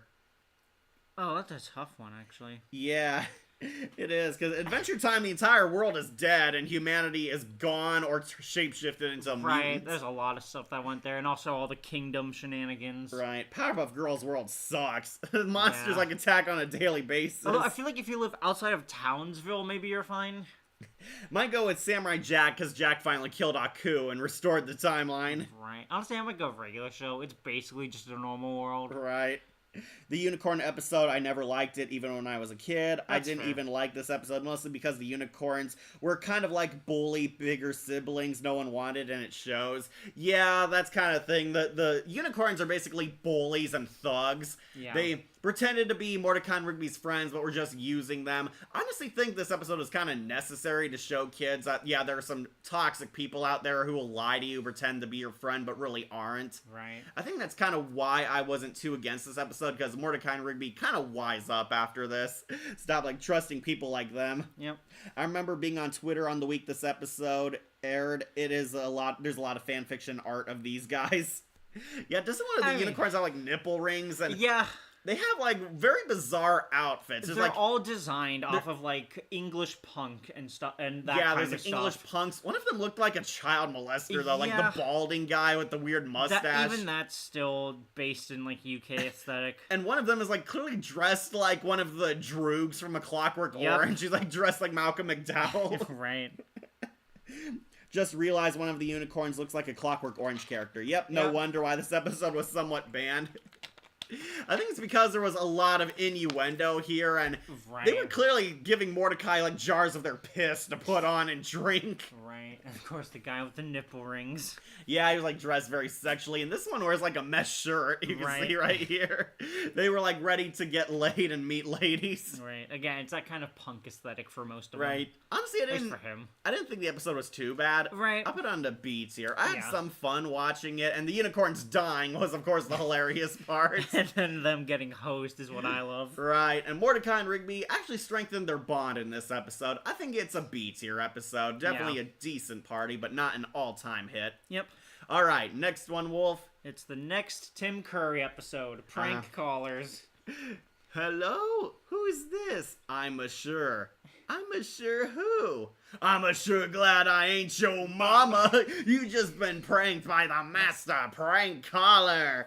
Mordecai and Rigby want to become master pranksters, doing prank phone calls. They want to basically prank the greatest prank master, the master prank caller. And Basically, it's a lot of going on the phone and basically doing prank calls. Back before caller ID became a huge thing. Right, and even this was still pretty big on like YouTube in that era. Right, they're doing prank calls and basically trolling people. They're inspired by this famous YouTube star. Yeah. And they try to prank him, leading to some insane hijinks halfway through. So I do love that they kind of prank the rest of the park crew first. They call Benson, Pops, and Skips. Hey, Pops, yes? Please stand by for a collect call from Joe Mama. Then a few minutes later, hey, Pops, can we borrow the phone? Oh, I would, but I'm standing by for a collect call from Joe Mama. He's like staying on the line for no one. Yeah. Yeah, I like Benson's rage mode in here. Oh, no, you don't. Knock, knock. Who's there? Oh, what's that? Mordecai and Rigby are banned from using the house phone? Good luck with your pranks now! You like completely destroyed the phone. Really good showcase of how angry he gets. Right. Benson had some insane meltdowns in the early seasons. But yeah, Mordecai and Rigby need new phones, and they go to Pops, where they borrow his cell phones, the old-fashioned 80s brick phones. Yeah. And, oh, do be careful. I heard those can cause tumors. So, that head is a tumor? They kind of alter the story a lot about how Pop's got his huge head. Pray they don't alter it any further. Right, so they wear these hilarious, like, Oompa Loompa tinfoil hats here, and they use the old-fashioned phones, and the master prank caller is too good. He's too OP, and he's, like, mastered everything. He outfoxes them. Very easily, too. Right. Like, hey, did you order 150 pizzas? Oh, yeah, I did. And some wings. Bring them over. Your mom's, like, totally starved. Hi, this is Stan. Stan what? Stan Stanmanson? Wow, that's the lamest fake name I've heard. And what what happened happened to to your that voice? funny fake voice? I don't know. And they keep trying to call him, hey, buddy, it's Heard Joe. it. Hello? Yeah, got anything original? Yeah, hello. Dude, that was the worst try yet. Better than your Stan Stanmanson. Stan. So, they piss off the master prank caller too many times, and he gets back at them by sending them back in time. To the 80s. The 1980s called, they want their cell phones back. And then they come back into the 1980s, and everything looks super different, and Pops looks so young. He like just doesn't have his mustache, and that's it. And he also definitely sounds younger. A little, but it's still like the same high-pitched voice, and especially when they run him over by accident. Yeah. The show predicted influencers. Yeah, I think Go Viral did it a lot further than this one. Right. But yeah, Mordecai and Rigby try to be prank callers, end up suffering consequences for it, and are trapped in the 80s. They somehow still have connection to the master prank caller. They like call him again, and he still can hear them in present day, apparently. Well, they all, and also with the other phone, apparently. Yeah, I guess so. He, like, finally gets pissed off. I told you to stop calling me! Revealing the master prank caller is a living phone man. Yep. He's like an old-fashioned brick phone with arms and legs. They look like kind of human-y, too. Yeah. And he finally decides he's had enough. He's gonna straight up kill Mordecai and Rigby, leading to pretty much a chase scene for the next half of the episode. Yep. They turn into like 80s people, have terrible 80s fashion. Yeah. Oh, these aren't even the cool clothes from the 80s. He chases them. Nice ride, but mine's better. And he gets that cool limo. They summon, of course, the park crew, Benson, Pops, and Skips. It's kind of funny that Muscleman 5s are not in a lot of these early ones with them. Right. Oh, crap. Benson thinks we're still pranking him. Oh, give me that. This is the 80s call. They want their cell phone back. I do love that when they're mentioning that they pranked the master prank caller, Skips. He knows, yeah. He knows. Why did you prank him? This is back when, like, Skips knew everything and seemed like he knew everyone. It's really funny. Collect call from Joe Mama. And this isn't the last we see of Young Pops or the 80s of regular show.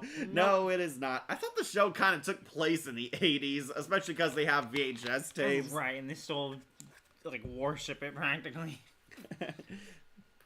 Okay, sorry, catch up on comments. Yeah, alright, caught up. So, basically the Master Prank Caller is trying to kill them. They summon the park crew, crash into old Best Buy. Then, they finally find a way to outwit the Master Prank Caller. Yep, with this newfangled technology called an answering machine. Right, they use an old-fashioned message machine and hook it up to the phone. Yep. Master Prank Caller calls him, I hope this works. It's gotta work, Mordecai. And It it's like has super to. dead serious. No, right? It's so It's like they're just doing a dramatic. prank call on him. Right. So he calls them, and basically it's one of those fake recordings where you act like, "What? I can't hear you. Can Yeah. you repeat yourself?"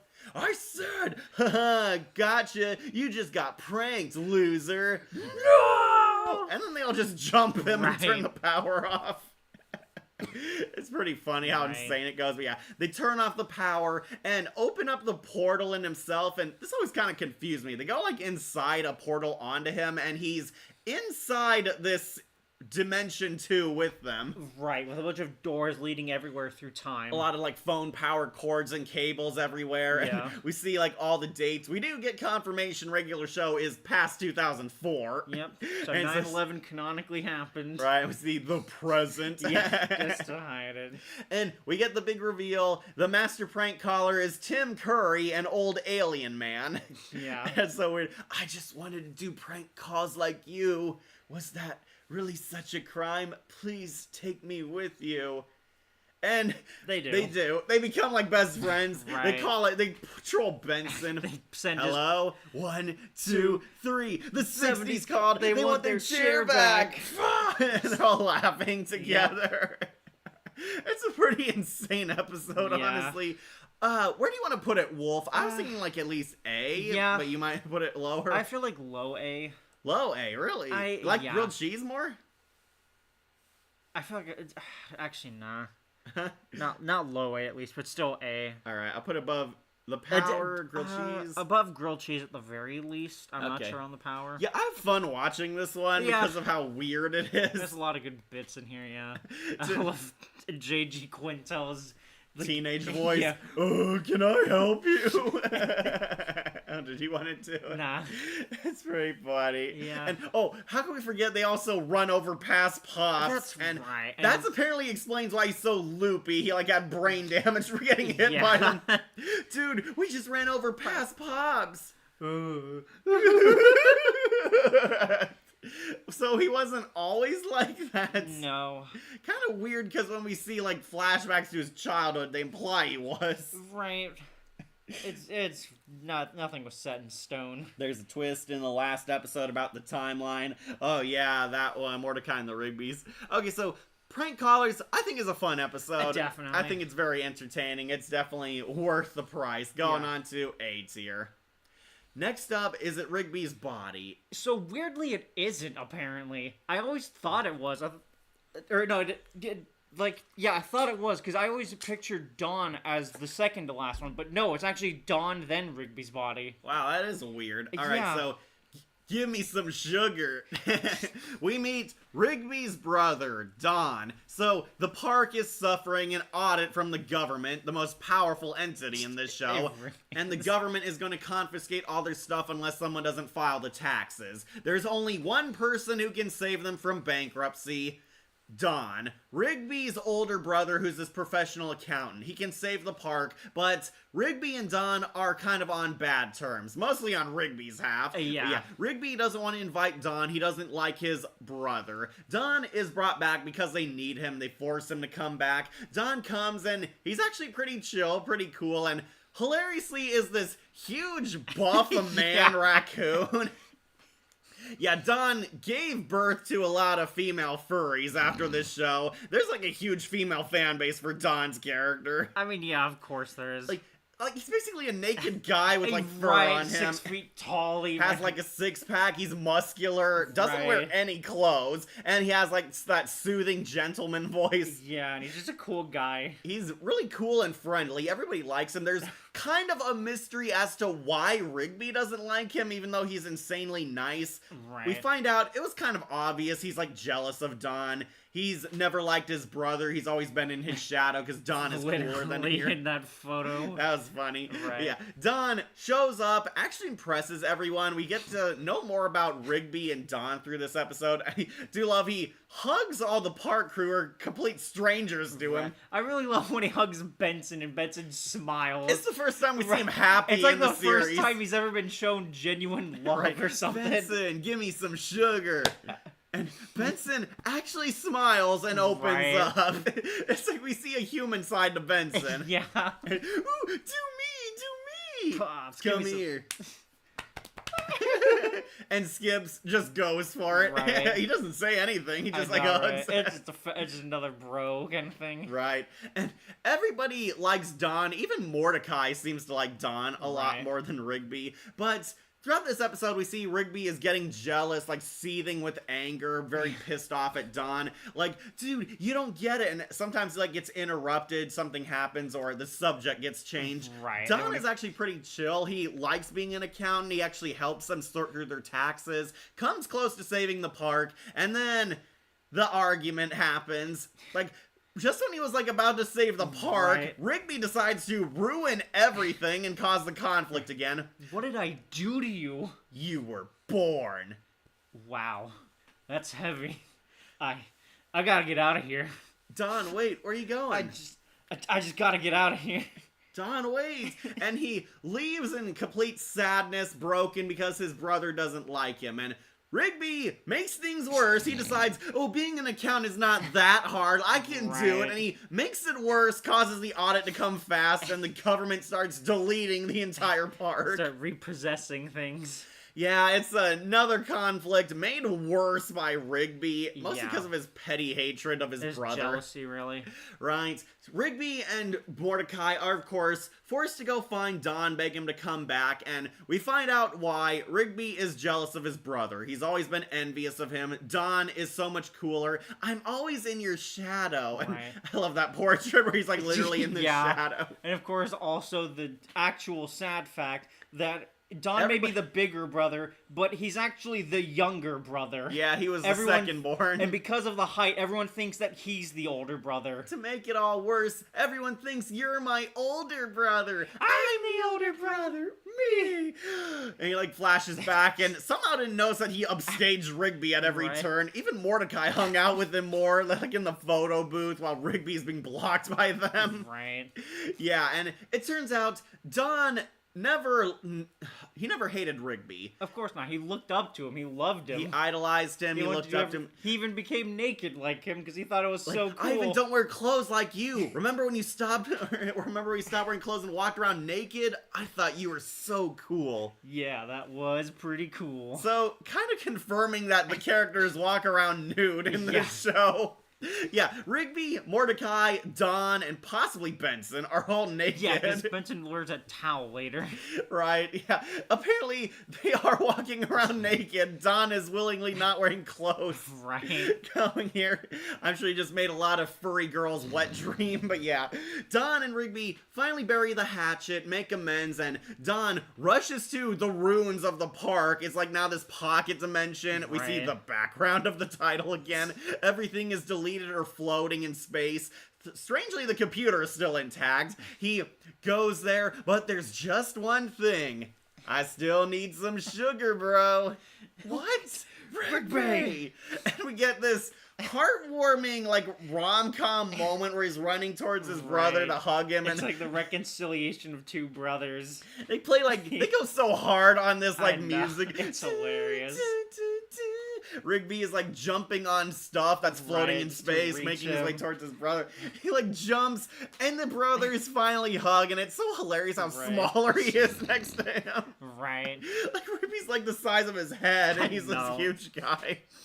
Yeah, they hug. He finally gives him some sugar, and the brothers are now happy. The park is saved, and we'll see Don next time. Don makes a few more appearances throughout the show. Yep. Usually helping his brother. I think Bankshot was the last time he had a major role. role in this series. Yeah. But yeah, he's always there, like, comforting his brother, giving him advice, making cameos in the back. But yeah, Don and Rigby are now on better terms, but Rigby's still a bit immature. Sugar, stop talking!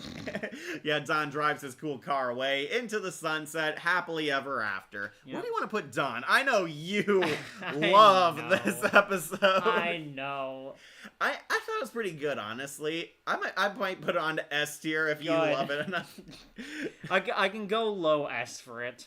Just because the other ones are still pretty good. Yeah, Death Punchy's definitely much better, but yeah, Okay. Don will go on to S tier. Yep. Don't worry, furry ladies, you can sleep tight tonight. We do like Don. Don is a really fun episode, and honestly one of the better heartwarming episodes of this series. Usually when a regular show tries to go for heartwarming, it was a bit hit or miss in the early seasons. They got much, much better at it, I will defend. I love the Trucker Hall of Fame episode especially. Yeah. But Don, honestly pretty nice, wholesome episode. Two brothers getting along, becoming friends. And Rigby started maturing a little bit. He decides to stop hating his brother and showing you that Rigby was capable of changing for the positive. I'll put Don onto S tier because he definitely delivered the sugar. Going on to S tier. Yep. So now we're at Rigby's body. There's a lot of fan art and fanfics about him too. Yeah, I am not Of surprised. Women really love I wouldn't Don. be surprised if also there was gay art of him. I would not either. Just catch them on comments. Also, this isn't the last regular show to do time travel. Nope, it was not. They do it all the way up to the movie. Right. Even the finale, they went back to the power. Yep. There's a lot of fan art of him. Hey, can I come home and party? No, stay in the basement. Okay. Yeah, he was supposed to stay in the basement Right. all day. Guys, look. It's like, Don, everybody loves Don. I'll get some sugar, Don. Don't you dare. What? I'm just going to get some sugar, bro. Besides, Don is cool. Even Mordecai liked Yep. him more. Don is like the complete opposite of Rigby when it comes to personality, behavior, and even career. And even size. Yeah, even their dad, Ned Flanders, loves Don more. So how are things with you, Don? Oh, why can't you be like the big TV downstairs? Yes, there is a lot of fan art of him. Yeah, I'm not surprised by that. I like the Don episode. I'll put on S tier because Alright. I love my brother, Wolf. Wolf, give me some sugar. No. Aw. You're the Rigby. Yeah. This one, we'll put on to S tier. Okay. Alright, next is Rigby's body. Boy, I got some thoughts about this one. So, there are funny moments in this, but it's another where Rigby's at his most obnoxious and lazy in this episode. Rigby and Mordecai work the snack bar and steal a bunch of snacks because Pops gets snacks for free whenever he works there, which leads them to believe that, oh, the park crew can just snack on anything they want if they don't sell it. Yep. So they go on like a binge eating, but unfortunately all the food is too much for them. Mordecai can't handle more. He has to eat something healthy. Rigby, complete lazy, doesn't want to eat healthy foods. And doesn't want to admit he's wrong either. Right, he doesn't want to admit he's wrong. He doesn't want to admit that, you know, the snack bar idea was not super good. Rigby becomes addicted to eating a bunch of junk food, and his body literally quits on him. Like, no, he Yeah. doesn't die or have a heart attack. His body Forces him out. Yeah, kicks his soul out because it's so unhealthy. And the body becomes a primal monster going out on its own, eating healthy. It's like making a salad at one Right. point. It's like trying to fix itself, basically. And Rigby becomes this weird blob soul thing. He's like this weird spirit creature. Right. He's like a gelatinous ditto blob. He's kicked out and he can't move. And Mordecai realizes that Rigby needs to get his body back before it's too late, because if he's separated from it from too long, the body and soul will not ever pair up ever again. Yeah, they only have until sunset. Right, they go to Skips to help them, and Rigby kind of sabotages their attempts. He's like, oh, I don't need that body. I don't need help. Look, I can get around easily now. He builds like a trash bucket with Yeah, the a trash can on rollerblade. the roller skate goes Yeah, like, back and forth. Duct tapes it. See, I don't need my body. Now I can move like this. And yeah, Rigby is kind of the real enemy for half the episode. We meet like a twist villain later. Jeff Bennett Right. voices another disembodied blob soul thing. Yeah, this show really made me love Jeff Bennett voicing. Jeff Bennett's an amazing I voice know. actor, and he's been in a lot of good stuff before I know regular this, shows. but I think this really helped me like see him more. Right, so Rigby is kind of an annoyance. He doesn't want to get the body back. And this leads to, honestly, the big reason I remember this episode. Early Muscle Man and High Five Ghost. Yep. Their voices are hilariously off in this. There's a lot of early installment weirdness. It's like one of those things where you watch a show and in the old season, a iconic voice for this character sounded greatly different than it did in later seasons. Like, Muscle Man sounded a lot more like black, like stereotypically black, and High Five sounded a lot more ghostly and Yeah, they had a added haunting voice. They added reverb onto him to give him an effect. Right, and I believe Jeff Bennett also voiced him in the first season. Weirdly, every time I look, I'm pretty sure it is Quintel in this one, but Jeff Bennett does voice him in another episode. Yeah, I'm I not know crazy he does. about that. Yeah, I just don't know remember Jeff when. Bennett did voice High Fives. It was like in the first 2 seasons. Yeah. Then they got Quintel as the definitive voice. It is so weird. Like, Rigby goes up to the snack bar and scares the hell out of Muscle Man High Fives. Goes, "Give me snacks! What are you?" Looks like a pile of vomit. "Diarrhea. It's me, Rigby." "Oh man, that thing stole Rigby's voice. You're not gonna steal these voices. Come on, Fives, let's bail." It sounds so I weird. know, it's so different from what it becomes. Right, it's like, yeah, it's clearly Sam Marin still as Muscle Man, but his voice he used sounded a lot different than how he Yeah. sounds currently. Sounds closer to the one he used for GBF. Right? "Come on, Fives, let's bail." "Yo, did you see a bucket of diarrhea around here? We're gonna find it and beat the living bucket. That was Rigby." Love that they come back with like a bat Right. and High Fives as a brass knuckle, Yeah. ready to beat stuff up. Yeah, it is kind of hilarious rewatching that part to me.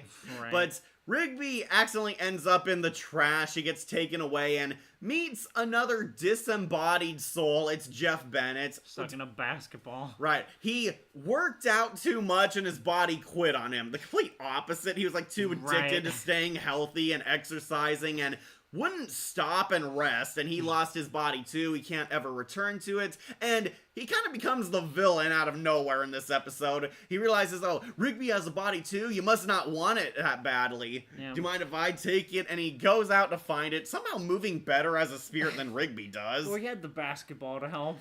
Yeah, he leaves the dump truck. Rigby realizes what an idiot he's been, and he and Mordecai work together where the guys finally team up and hunt him down. The Jeff Bennett character abducts Rigby's body, is trying to lift and get back into shape, but can't. Body, you're worthless.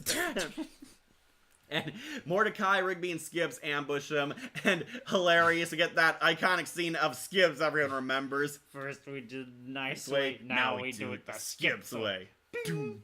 Like, why did his nipples like sparkle? Right, it's because he's magical or whatever. Right, he's like shows he's more jacked than he is. So long, suckers! Well, They it's- chase down Jeff yep. Bennett, get into wacky scenarios. Rigby again kind of hinders their rescue mission. He like gets in, skips his way, accidentally like blinds him, and they end up running over Rigby's body. Jeff Bennett is casted out, and he becomes a slide. Oh man, my mouth is open. That That was fat kid That slides was down. sick, and his like pants were like wedgied up. He got a lot of butt in his Yeah. face. More adult jokes. Yeah. So they get Rigby's body back, and hilariously, it looks like roadkill. Right. Like, do you want it back? Yes, its body is mine. And he gets into it before the sun sets. Glorious. And Pops is like super Yeah. in awe of It's like it. a beautiful thing happening. Dude, how do you feel? Well, what a you're- guy, right? It's like in a full body cast. Right. And honestly, this one ends on kind of like a mean-spirited note where, Right. oh, about that, those snacks weren't free. Huh? It turns out only Pops gets snacks for free. Pops. Yeah, and I guess in order to pay it all off, we're going to be working the snack bar for the next 6 months. Aww. turds. Mordecai, Rigby, stop! We can all be turds. That was a funny line. Yeah, good reoccurring joke. Right. Where do you want to put Rigby's body? It had some funny moments. Right. Jeff Bennett is hilarious. I'm trying to also gauge where I'm thinking you might put it. Okay. I was thinking kind of like B, maybe A. I was thinking you would also angle shoot the B. I feel like a high B though, because it's still really enjoyable. All right. At least above the unicorns. Yeah, definitely. And free cake. Yeah, I'll put on B. I love Pops's. We can all be turds. And I'll just skip I really wish you wouldn't teach him those words. All right. How's it going, turds?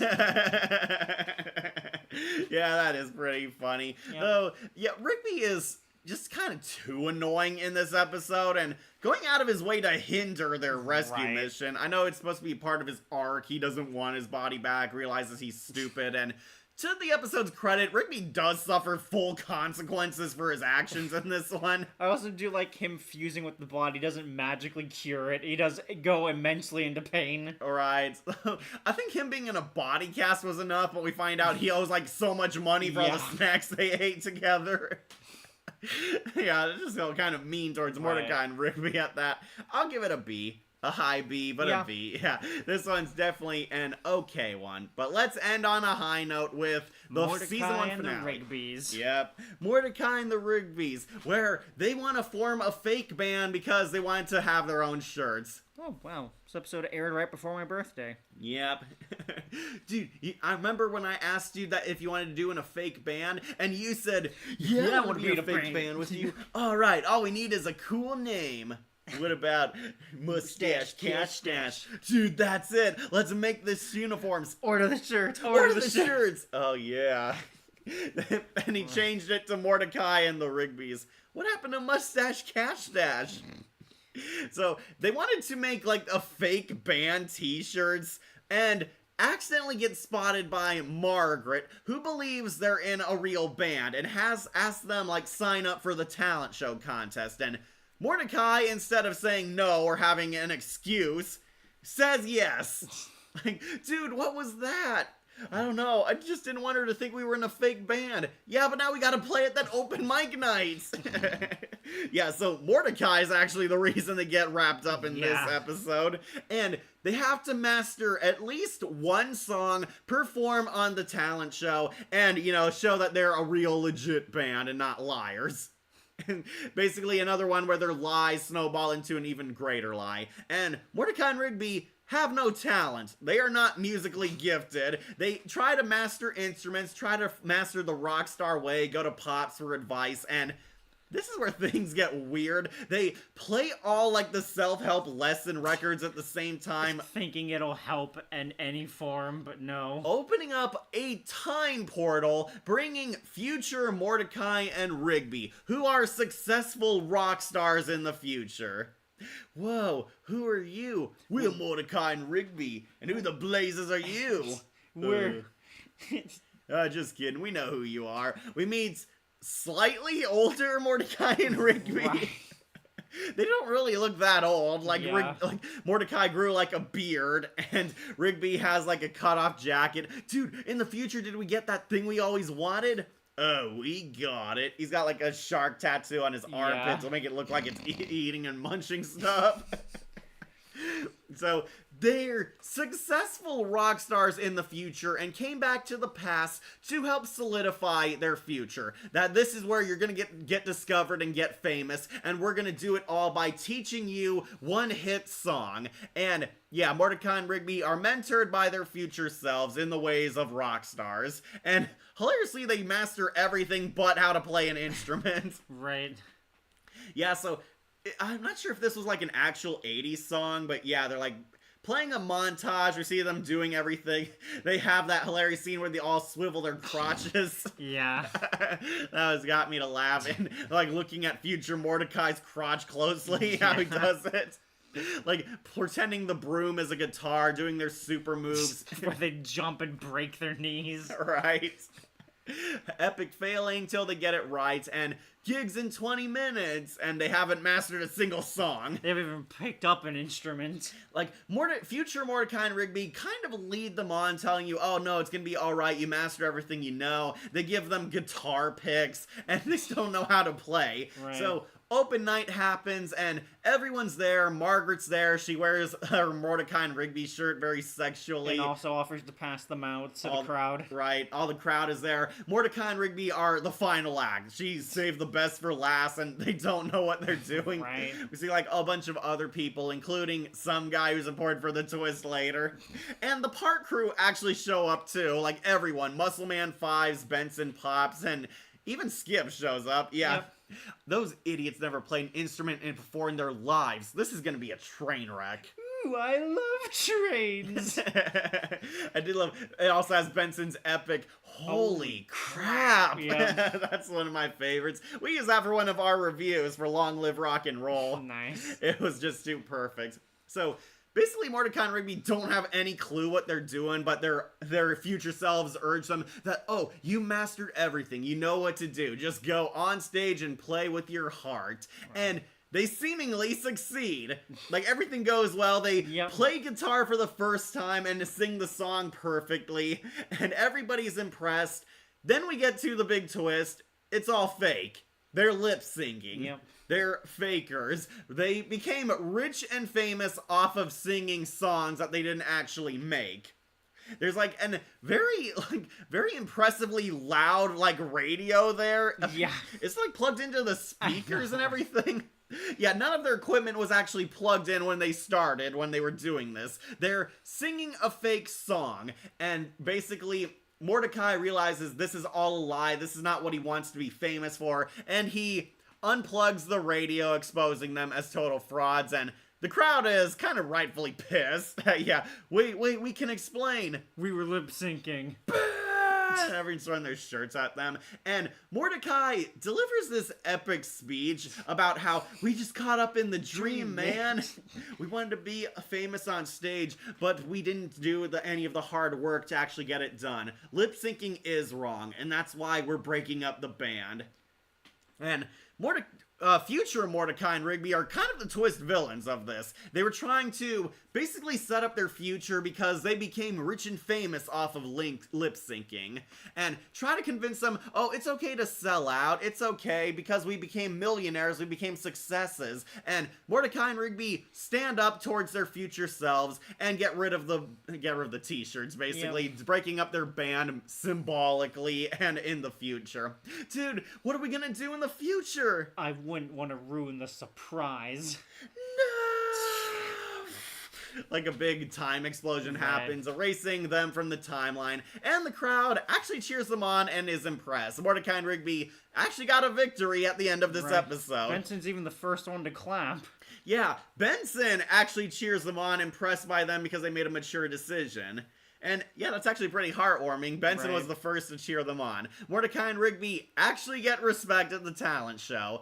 And unfortunately, not a total victory because Margaret has a new boyfriend. Yeah, the guy was playing earlier. Singer. Oh, have you met my new boyfriend, Angel? Come on, honey, we're gonna be late for our dinner reservations. He's got the sweetest voice. Maybe you should have kept lip syncing. Yeah, they got respect, but Mordecai still got cucked in the end. Yep. Where do you want to put this episode, Wolf? I really love it still. I enjoy it thoroughly. Yeah, this and Doug the Doppelganger Shablonsky were two of your favorites. I just love that line, really. In the UK, turd got censored. Of course it did. Of course. Really, UK can say a lot of stuff, but turds is too far. Right. Well, they can't even say Uranus. Uranus. Even that one, because even in that one, they went to Uranus. Uranus. Which, throws off the entire joke. Sorry, catch up on comments. Okay. Hey, can I come home and party? No, staying in the basement? Okay. Oh, that was done. Alright, yes there is. That is technically true, but it has to be at the end of the day. You had to wipe down for waste. Sunset. Right, yeah. They had to do it before sunset. Yep. I do like that they kind of tease if Mordecai and Margaret get together. Oh, in the future, do I end up with Margaret?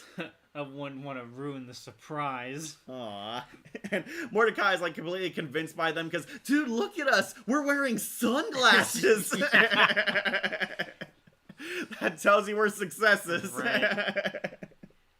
This is the only episode, Rigby's body. This is the only episode where your body will quit on you and kick you out. Is never used again after this episode. Like, Yeah. despite other characters overeating or overworking their bodies in other later episodes. Yeah, Muscle Man in that hot dog eating contest, his body didn't And quit on also him. the muscle competition. Right. The muscle tower, yeah. He had to do the greatest move of all time. Right, and somehow none of those guys lost their bodies. Right. It's weird the voices of Muscle Man and High Five Ghost feel off. Like, you could tell they didn't really know what to do with those two characters until next season. Yep. And every season after season 1. Yeah, but that's kind of what made the episode a lot more funny. There's an unpolished Muscle Man and Fives in it. Yeah. What are you? Looks like a barrel. Vomited diarrhea. Oh man, you ain't stealing these voices. Come on, Fives, let's bail. The turd got censored. It would later be revealed that Pops' father is the owner of the park, which explains why Pops gets to eat snacks for free. Right. Yeah, that was a big deal. I always thought it was because, I thought Pops owned the park. No, he technically supervises it with Benson. His dad is the one who actually owns the park. Mr. Mailer, yep. Right, so Pops gets snacks for free because he's the owner's son. Hey, how are you, Cat? November 24th was my birthday. Oh, happy birthday, Saga. It was nice. also Wolf's birthday and The Thanksgiving. day before, yeah. Where do you want to put Mordecai and the Rigby's? I was thinking S tier 2 because, I do agree. It is a pretty Alright. good one. Pretty solid finale, honestly. Yeah. I'm surprised you went for S. Much better than Dumped at the Altar. Oh, definitely. Yeah. Everything is better than that. The unicorns is better than that. S tier. Yep. Alright, do you want to put it above any episodes at the tail end? Is it better than just set up the chairs? I don't think it's better than just set up the chairs, and I don't think you would ever agree with that. Ah, dang it. Sorry, I accidentally clicked the wrong thing. I think our tier list is still the same. Yeah, there it Okay. is. That's good at least. Yeah, sorry, people. Yeah. Bad So, doing on my half. I think I could put it above Dawn. Really? Yeah, Yeah, I know you love Dawn. exactly. Okay, but Death Punchies was too hilarious not to love. Yeah. Yeah, this one, honestly, I do like it. I think it was a good end note, especially for season 1, and really showed that Mordecai and Rigby do have morals at the end of the day because they said no to lip syncing, and actually Mordecai exposes himself as a fraud, Yep. which is a surprisingly mature and deep moment for him, since Mordecai would not own up to his mistakes in later story arcs. But yeah, I thought it was a pretty good move on their part, showing that Mordecai and Rigby do have a sense of morals, do have a sense Right. of right and wrong, They have and pride. actually sacrifice their future where they become successful as sellouts. Yep. And he even risks like not being with Margaret in the end. Unfortunately, I think that's the one thing he wished didn't come back to haunt him. Yep. The cool one is 4 Goosebumps books. Oh, sorry, I missed the comment. I got some presents, some Hot Wheels cards, a box full of cards, including some V cards, and Valky brand video projectors. Nice. Nice, a lot of cool gifts. And he got 4 Goosebumps books. Oh no, Dumped at the Altar. That has to wait for much later because I gotta say a lot about that train wreck. You and everyone else. Right. I'm sure if Wolf is looking forward to when we do that one. But yeah, season 1 ended on a high note. Mordecai and the Rigby's Rocked Out Loud is going on to S tier. And as you can see, that completes our tier list. Sorry folks, only doing the season 1. I'll go over it one last time for any of you late birds, or for those of you who skip click to the end. So, honestly, none in C, D, and F. That one actually surprised me. Yeah, we were definitely in peak regular shows still. Yeah. Just wait until we get across season 6 and 7. 6, 7! I said it, Wolf. But in B tier, the weakest episode is the coffee one. Yeah, I know, controversial opinion, but I thought the coffee one was fine. It just wasn't laugh out loud funny. It was definitely entertaining funny. It is a basic comedy. Then the unicorns one, yeah, controversial opinion too, but I did not hate it like the rest of the world does. I thought it was a fine one. I thought Mordecai and Rigby had a much stronger broship at the end of this one. Had some unpleasant moments, but at the end of the day, the unicorns all died. Definitely a fun party. Then Free Cake. Yeah, I think it's alright. That's really all I have to say about it. Yeah, I think it's an alright one. it's only made worse because of later episodes sort of retconning things. Yeah, Skips was their champion and knew them Right. since high school, apparently. Yeah, it just makes everything with the babies and Skips kind of weird, even with Gary as well. Overall, it was a jolly good show. Yep, it was. Then, Rigby's body. This one had some fun moments, though Rigby's obnoxious side was at its most annoying in this one. Yeah. That's the only reason why I hate it. Plus, I don't like seeing the fat kid's butt at the end of the episode. That was gross. But yeah, I'll give it a B tier. Then A tier, our good ones. Grilled Cheese Deluxe. Yeah, it's funny. That's really it. Yep. Prank callers, also pretty funny. Tim Curry as the master prank caller really stole this show. And one of their first time travel episodes. Yeah, it's fun. And The Power. The Power I thought was a decent start, but heavily outclassed by a lot of later episodes. Yep. Yeah, these ones, good, not great. But we get to the greats in S tier. Dawn. Yeah, pretty funny episode. Rigby's life is a lot more interesting in this episode, and we got introduced to fan favorite Dawn. Mordecai and the Rigbys, yeah, one of their better finale episodes. Definitely entertaining, a lot of stupid fun, and showing that Mordecai and Rigby did have depth as characters in this one. And that Benson can respect them. Yeah, holy crap. Death Punchies. Yep, it's hilarious. Laugh out loud hilarious. All the over-the-top antics in the anime fight definitely make it worth watching. This is one of the funniest episodes of the series. It is S tier. Meet Your Maker. Another funny one, and Rigby is actually the most hilarious character in this one. Every time he tries to fix it, he makes Yep. things worse. Tim Curry's a hilarious twist villain, and the hot dog fight scene is one of the most dark and insanely fun climaxes. But oddly, number one is Just Set Up the Chairs.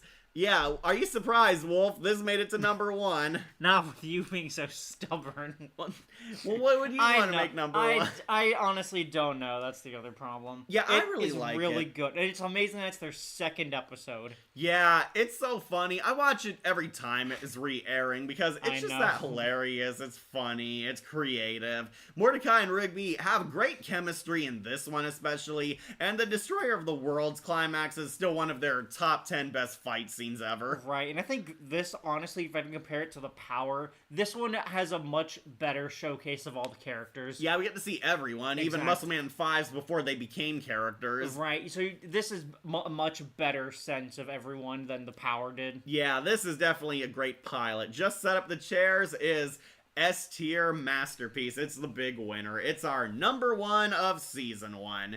But it might be outclassed by some later episodes if we do future tier Oh, lists. definitely. But yeah, that completes our ranking. Here it is in full. Take a snapshot. There's none in down low. That will definitely change if we do more seasons. Do you guys want to see us rank more regular show seasons? I know Wolf is actually into it, so he might join us on these tier lists What, more you mean often. a show I love and enjoy and that we're rewatching for like 2 years now? Right. Well, that might change when we do the love triangle. I'll suffer through that. Yeah, honestly, we might do more of these regular show tier lists. We only got 7 more seasons left, and we kind of do these tier lists like every week, so yeah, we'll probably brush through them real fast. Yep. But might do more regular show in the future. I have some special ideas planned. Wolf, is there anything you want to tease upcoming for your channels? Any of them? Hang on. Yeah, Wolf's tired. Yeah, I'm yawning. I know I'm still on break for up to December. In December, I might actually start at least working on some projects. I know when I come back in January, definitely gonna go back into Jordan Peele Twilight Zones, throw in some Goosebumps here and there. Right? That's really it. And in December, I might be starting an anime review. Jack Black Goosebumps. Uh-huh. Me, I have a special surprise cooking. I do have a top 10. The top 10 I've been interested in doing might end the year with the top 10, but I also have like a special surprise. I want to surprise people. I'll tell you what it is when it's actually done or if it ever gets done. But yeah, I do have a video planned in the making right now. And next tier list, most likely regular shows since I finally got Wolf on board to do some. And we both love regular show. I know you guys want to talk about certain episodes later in this series, but yeah, most likely more regular show tier list because it is anything but. Yep. But yeah, that pretty much completes our tier list. Let me catch up on comments before I let us go. Okay, good. Oh no, dumped at the altar. Yeah. Okay, Saga got 4 Goosebumps books, got Attack of the Mutants, Werewolf Skin, Cry of the Cat from Goosebumps 2000s, and Give Yourself Goosebumps Alone in Snakebite Canyon. Okay, cool. The episode has a great moral, never lip sing other people's songs and sell out. Yeah. Sure. Question for both of you, was the ending worth it? The finale of regular show. I think they did a good job with it, yeah. Yeah, me too. I love the David Bowie song they play and the Yeah. montage of all the characters getting their happy endings where they are now, and they're still friends like years later. Though Mordecai and Rigby's adult redesigns look really weird. Why, you don't like Vosh Mordecai? Mordecai looks like homeless guy, and Rigby somehow grew a mustache, which makes no sense because he's covered in fur. know, But right? yeah.